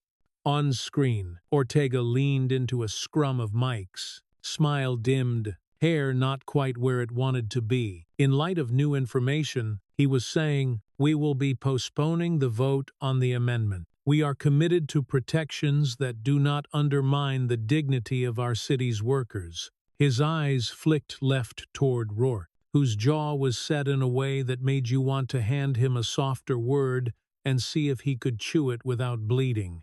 "Self-destruction's appetizer," Natalie murmured. "Main course tomorrow." Tomorrow. Cole echoed. He looked around the kitchen at Kiana, counting spoons like they were votes, at Derek arguing with a stockpot, at Father Miguel, wiping tables as if they were altars, at Maya, who had remapped loss into labor in the space of a breath. He felt his chest grow a size and then ache, the way hearts do when the math gets dangerous. "Finish," he said. "Go home. Sleep, if sleep lets you. We're at the hospital at 7. "For what?" Derek asked. "A promise," Cole said, "and a room that doesn't know it's about to be taught how to listen." They closed together, chairs up, lights down, a single low bulb left burning above the pass, like a nightlight for a city that had earned one. Outside, the drain swallowed and forgot and kept whatever secrets water keeps. Inside, the whiteboard glowed faintly, chalk dust, haloing the letters that had survived 8 hours of chaos, and 100 small temptations to quit. No one alone. On her way out, Maya paused and lifted the dry erase marker. Under the words, she drew a little triangle under the bridge that Jordan had drawn a foundation, wider than yesterday, wide enough for the weight they carried now. She capped the marker, slipped the homework back into her pocket, and stepped into the night. The air had cooled. The city stopped performing long enough to be itself. A bus kneeled for a woman with a laundry bag. A man in a Mets cap helped an old dog into a cab. Somewhere, thunder counted softly to itself and decided it could wait. Tomorrow would need it. Tonight belonged to people who had not given up on each other. Maya walked toward the corner, shoulders set, hands empty, nothing in her pocket but a child's belief and her own. It was enough. For now, and the now she had relearned, is where the work lives. Dawn put a soft hand on the hospital's glass, smearing pink down the east wing. The atrium lights were still dim, vending machines humming like polite crickets, a janitor's cart whispering past rows of blue chairs. By the elevators, a miniature city waited on a low table wooden blocks, a plastic ambulance, a cardboard bridge with a triangle scribbled under it in marker, wider base. Some kids' homework turned into architecture.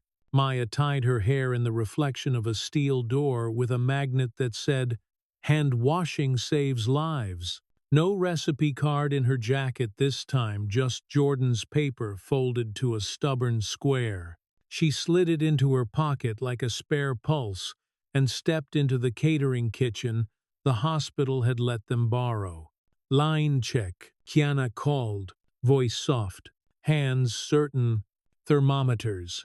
Calibrated," Derek said, holding up a probe like a knight presents a sword to daylight. "Labels. Straight." The kid from the alley said, eyes red last night, centered now, voice steadier than his age. He was wearing a borrowed cap that kept falling over one eye.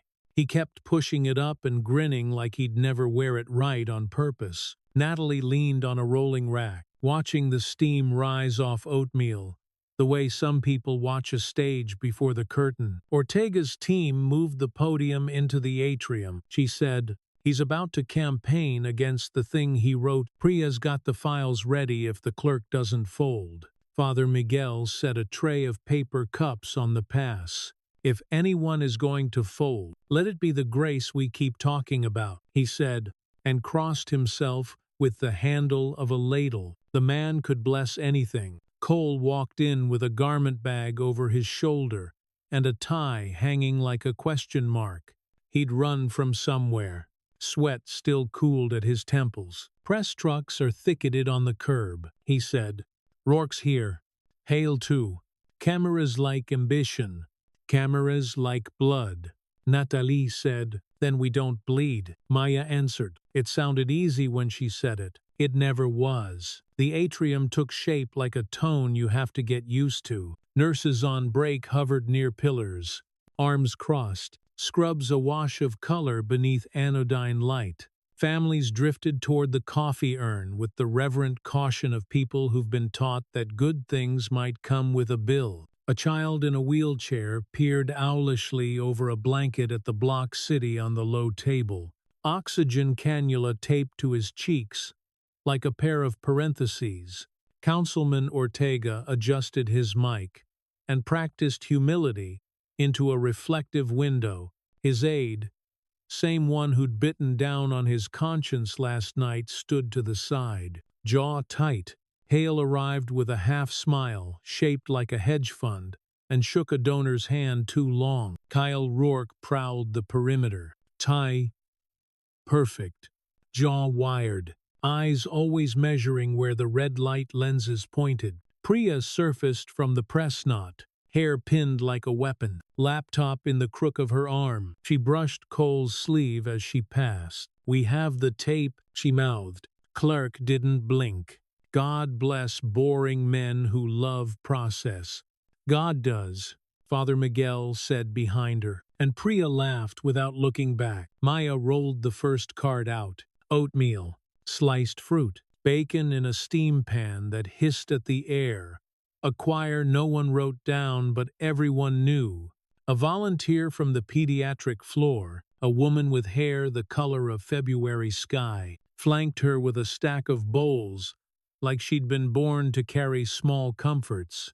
The scent of cinnamon slipped into the room and made even the cameras breathe different. "Hold the line," Kiana said to Derek, who stood near the atrium's mouth. eyes on the doors, stance patient and unafraid. The bouncer at the Church of Enough, Ortega tapped the mic. It ticked live. "Thank you for joining us," he said, voice pitched to contrition. "In light of recent conversations, our office will be postponing." A hand shot up before he reached his comma. "Priya, councilman," she said, not asking permission. "Before you postpone, the public might benefit from hearing the conversations they paid for." Ortega's smile twitched.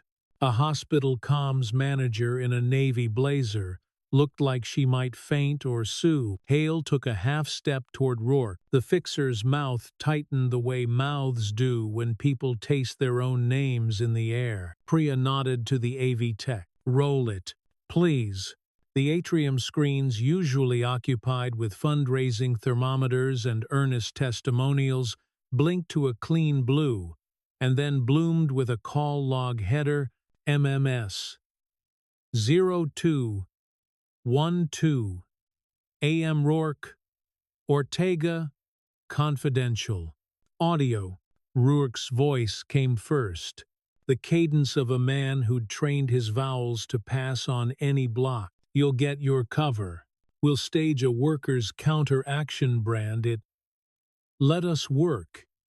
It'll look organic on camera." Meanwhile, anonymous tips to DOHMH about expired protein. "Keep them inspecting." Death by clipboard. Ortega's voice followed. "Bored and careful. Just make it clean." Rourke again. "We'll flood zone with narratives. Freedom. Choice. You know the drill. And find me a sympathetic small business owner with a photogenic apron. Skin tone helps." Gasps arrive in frequencies. You can feel the low one. This was low. Nurses looked at one another like the line in the room just shifted under their shoe. A black custodian near the vending machine closed his eyes once, opened them, and kept listening. Hale went pale beneath the tan you only buy. On screen, the call cut to another clip. Rourke with Hale in a hotel bar. In video from a lobby cam, the city had foiled in a timely accidental fit of competence. "He's got the face for this," Rourke said, tapping a phone screen. The image flashed Cole at a podium 2 years ago, speaking on food, insecure families. Maya at his shoulder, blurred but present. "We pivot him into the problem. Build sympathy, sell relief. Either way, we own the edit." Someone in the press pool swore softly at a volume that could get you fired. The hospital comms manager sat down quick on the edge of a planter, like she'd discovered gravity late in life. Ortega swallowed. The fact of being heard after years of getting away with being listened to made him suddenly 2 sizes smaller. He reached for the mic. We take these allegations seriously," he said. "I was unaware." "You weren't," his aide said from the side, voice shaking but amplified by the mic he suddenly didn't care was live. "You knew exactly what they meant. You told me to schedule the organic protest for lunchtime so the visuals would land." "Ikit." Rourke moved fast then. He stepped toward the dais, hand up like a traffic cop whose lane had revolted. "This is out of context," he said. Smile dug into his cheeks, so hard it might have bled later. "This is what responsible advocacy sounds like under pressure. Don't be naive." He looked straight into camera too and lost his temper there, which is how men like him end. "Nobody cares how the bread gets made," he snapped. "They just want it warm and cheap and with a face that makes them feel better about the mess." Silence. Then a voice from the back, Derek's, calm and lethal. "That's where you live wrong," he said. "We care who makes it. We care who gets burned." The block city rattled as if the audio had bones. The child in the wheelchair put his hand over his ears. Father Miguel knelt beside him, spoke into the small cup of one ear like you coax a butterfly onto a finger. The kid lowered his hands and looked at Maya's cart like he'd never seen fruit before. He smiled. The room breathed. Hale lifted both palms. We categorically deny any. Don't. Priya said to him, gentle and terrible at once. You're under oath to your donors, not to the truth. Sit down while the grown-ups feed people. Somebody laughed. The kind of laugh that doesn't ask permission to live. Ortega leaned toward the mic again, voice defeated and new. The amendment is withdrawn, he said, and my office will invite a worker-led panel to write the next draft of any hospitality ordinance. Ms.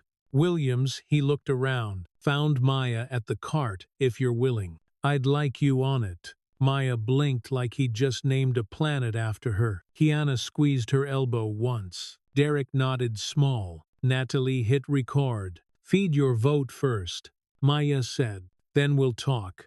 She ladled oatmeal. She made an art out of the angle at which you tilt a bowl, so a mother wearing last night's makeup doesn't spill, while she carries breakfast and heartbreak at the same time. She passed a dish to the child in the chair with both hands, which is the secret of any sacrament. He took it with two shaking palms and held it like a planet. Wider base. Maya said the words in her head like a prayer. Rourke tried one more time, because men like him don't understand last calls until the bartender cuts the lights. You're all going to regret elevating a cook to a policy shop, he said, loud enough for the mics that love residue. When the wheels come off, you'll wish you had professionals. Cole stepped to the podium without being invited. He didn't touch the mic. He didn't have to. The room had learned to listen. Professionals did this, he said. We'll take civilians for a while. He looked out at the families, the nurses, the cops near the door, who had decided to be human beings longer than the rule book required. Then he looked at Maya. The part of his heart that had been pacing for months sat down. I built something with my name on it, he said. It's done what I wanted. It has also made me easy to target and easier to buy. So beginning today, I'm transferring majority control of Bennett Kitchens to a worker trust. The line decides the line. A hush widened. He swallowed. Not from nerves, from choice. I'll stay on the hook for our old sins. Fines.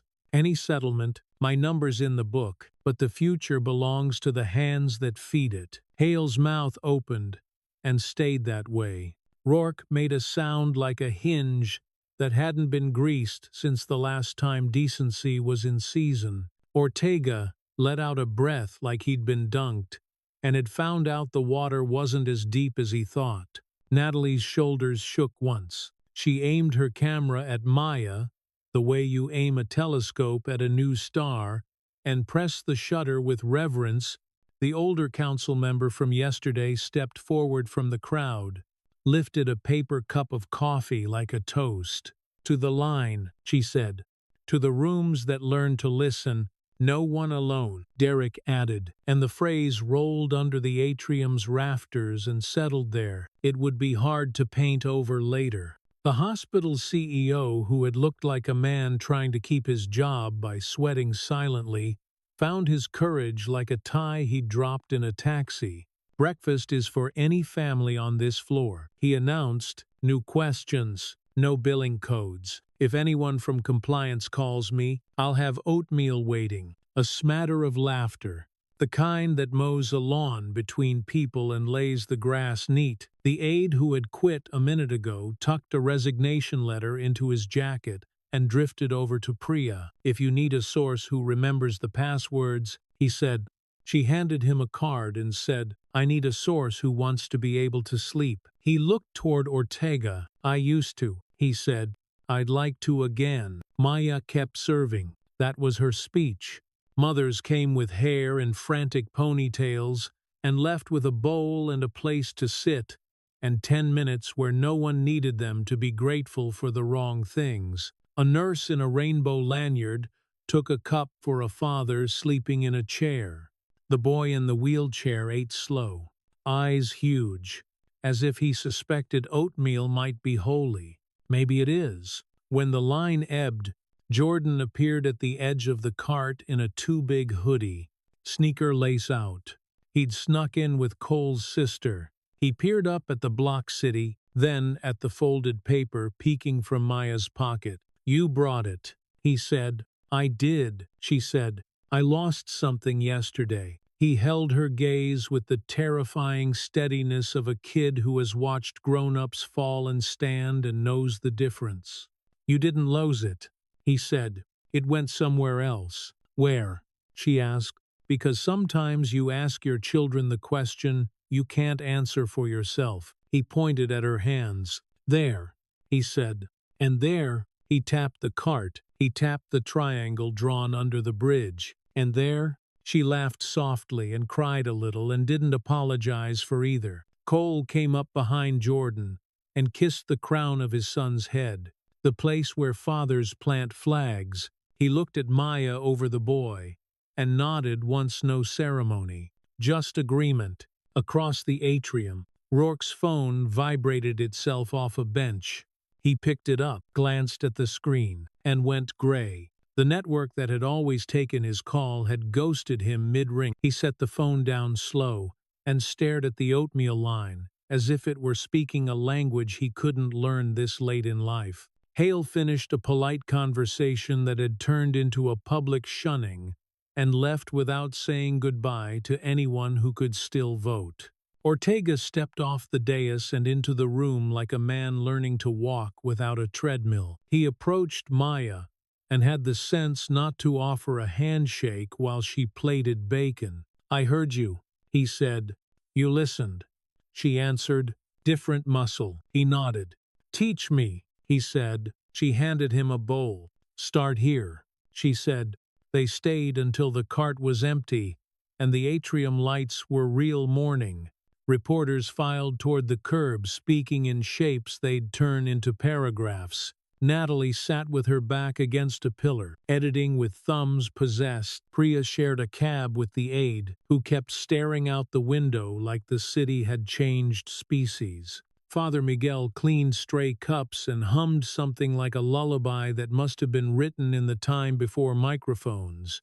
When the last bowl had been claimed, the boy in the wheelchair rolled up to the block city and looked at the bridge like it had said his name. He moved a rectangle, not much, just an inch toward the base. "So it won't fall," he said to no one. Maya knelt beside him, matched his angle. "So it won't fall," she agreed. In the kitchen, Kiana ran hot water till the steam fogged her glasses. "What's for lunch?" she asked. "Whatever we have," Derek said. "Whatever we are," Maya added. Cole leaned in the doorway and felt tired in a good way. The kind of tired running gives you when you forget to hate it. He had things to sign now, lawyers to call, accounts to open, a trust to seed with very real money that had started out as reputation. But for a minute the room was enough, the clatter, the damp apron strings, the smell of cinnamon into bleach. The physics of ordinary. A hospital volunteer taped a small sign above the kitchen pass. The printout was crooked. The words weren't "No one alone." Maya touched the edge of the paper with 2 fingers, a little benediction, and tucked Jordan's homework deeper into her pocket. She had a panel to sit on, a bill to write, 1,000 trays to run, chefs to hire, a PR war to endure, a life to live without a Ziploc lullaby. Good. Let the day come with its lists. She had hands for this. On their way out, Cole and Maya passed the donor wall, a brushed steel grid where names lived in sans serif applause. A blank plaque waited at the bottom, corners taped, the adhesive backing still on like a promise. "Leave it empty," Maya said. "Why?" Cole asked. "Make room," she said, "for whoever shows up next." Outside, the city had remembered itself. The buses bullied and bowed. Horns argued in their native tongue. The sky put on its usual blue and told everyone to get over themselves. On the low table behind them, the block bridge stood, with its new base wider than yesterday. A nurse walked by, saw the triangle scrawled underneath, and smiled like she'd been waiting to learn that word all week. They stood for a beat in the hospital's breath and then stepped off the curb. Cars didn't stop. They never do. The light changed. They crossed anyway. Halfway through the crosswalk, Jordan asked, "Is it over?" Maya didn't lie. "No," she said. "But we're not alone." Abu Sayhid. A bike threaded the gap, somewhere south. Thunder counted quietly to 7 and decided to save its voice. Somewhere north, a city clerk filed a thing that would make tomorrow cleaner than yesterday. Behind them, in a room where people had learned to listen for an hour, oatmeal cooled in the corners of mouths that had been too tight to open all year. A woman in navy picked up a bowl and a clipboard. A fixer checked his phone and found it quieter than he liked. A block slid into place. A bass widened. No music swelled. No credits rolled. The door breathed open and shut, like any other morning. It looked like nothing. It was everything. At its heart, this story reminds us that dignity is not a luxury. It's a daily practice. Real change rarely arrives with drum rolls. It starts in quiet rooms where someone decides to tell the truth, feed their neighbor, and hold the line when it would be easier to look away. We watch ordinary people, parents, nurses, line cooks, face down petty cruelty, coded bias, and polished power. They don't win by shouting the loudest. They win by widening the base, sharing facts, sharing food, and sharing responsibility. In a country as large and varied as ours, that's how justice breathes. What goes around comes around isn't just a saying. Accountability finds its way home. And as the old-timers say, the real gold doesn't fear the fire. For those of us in midlife and beyond, the lesson is practical.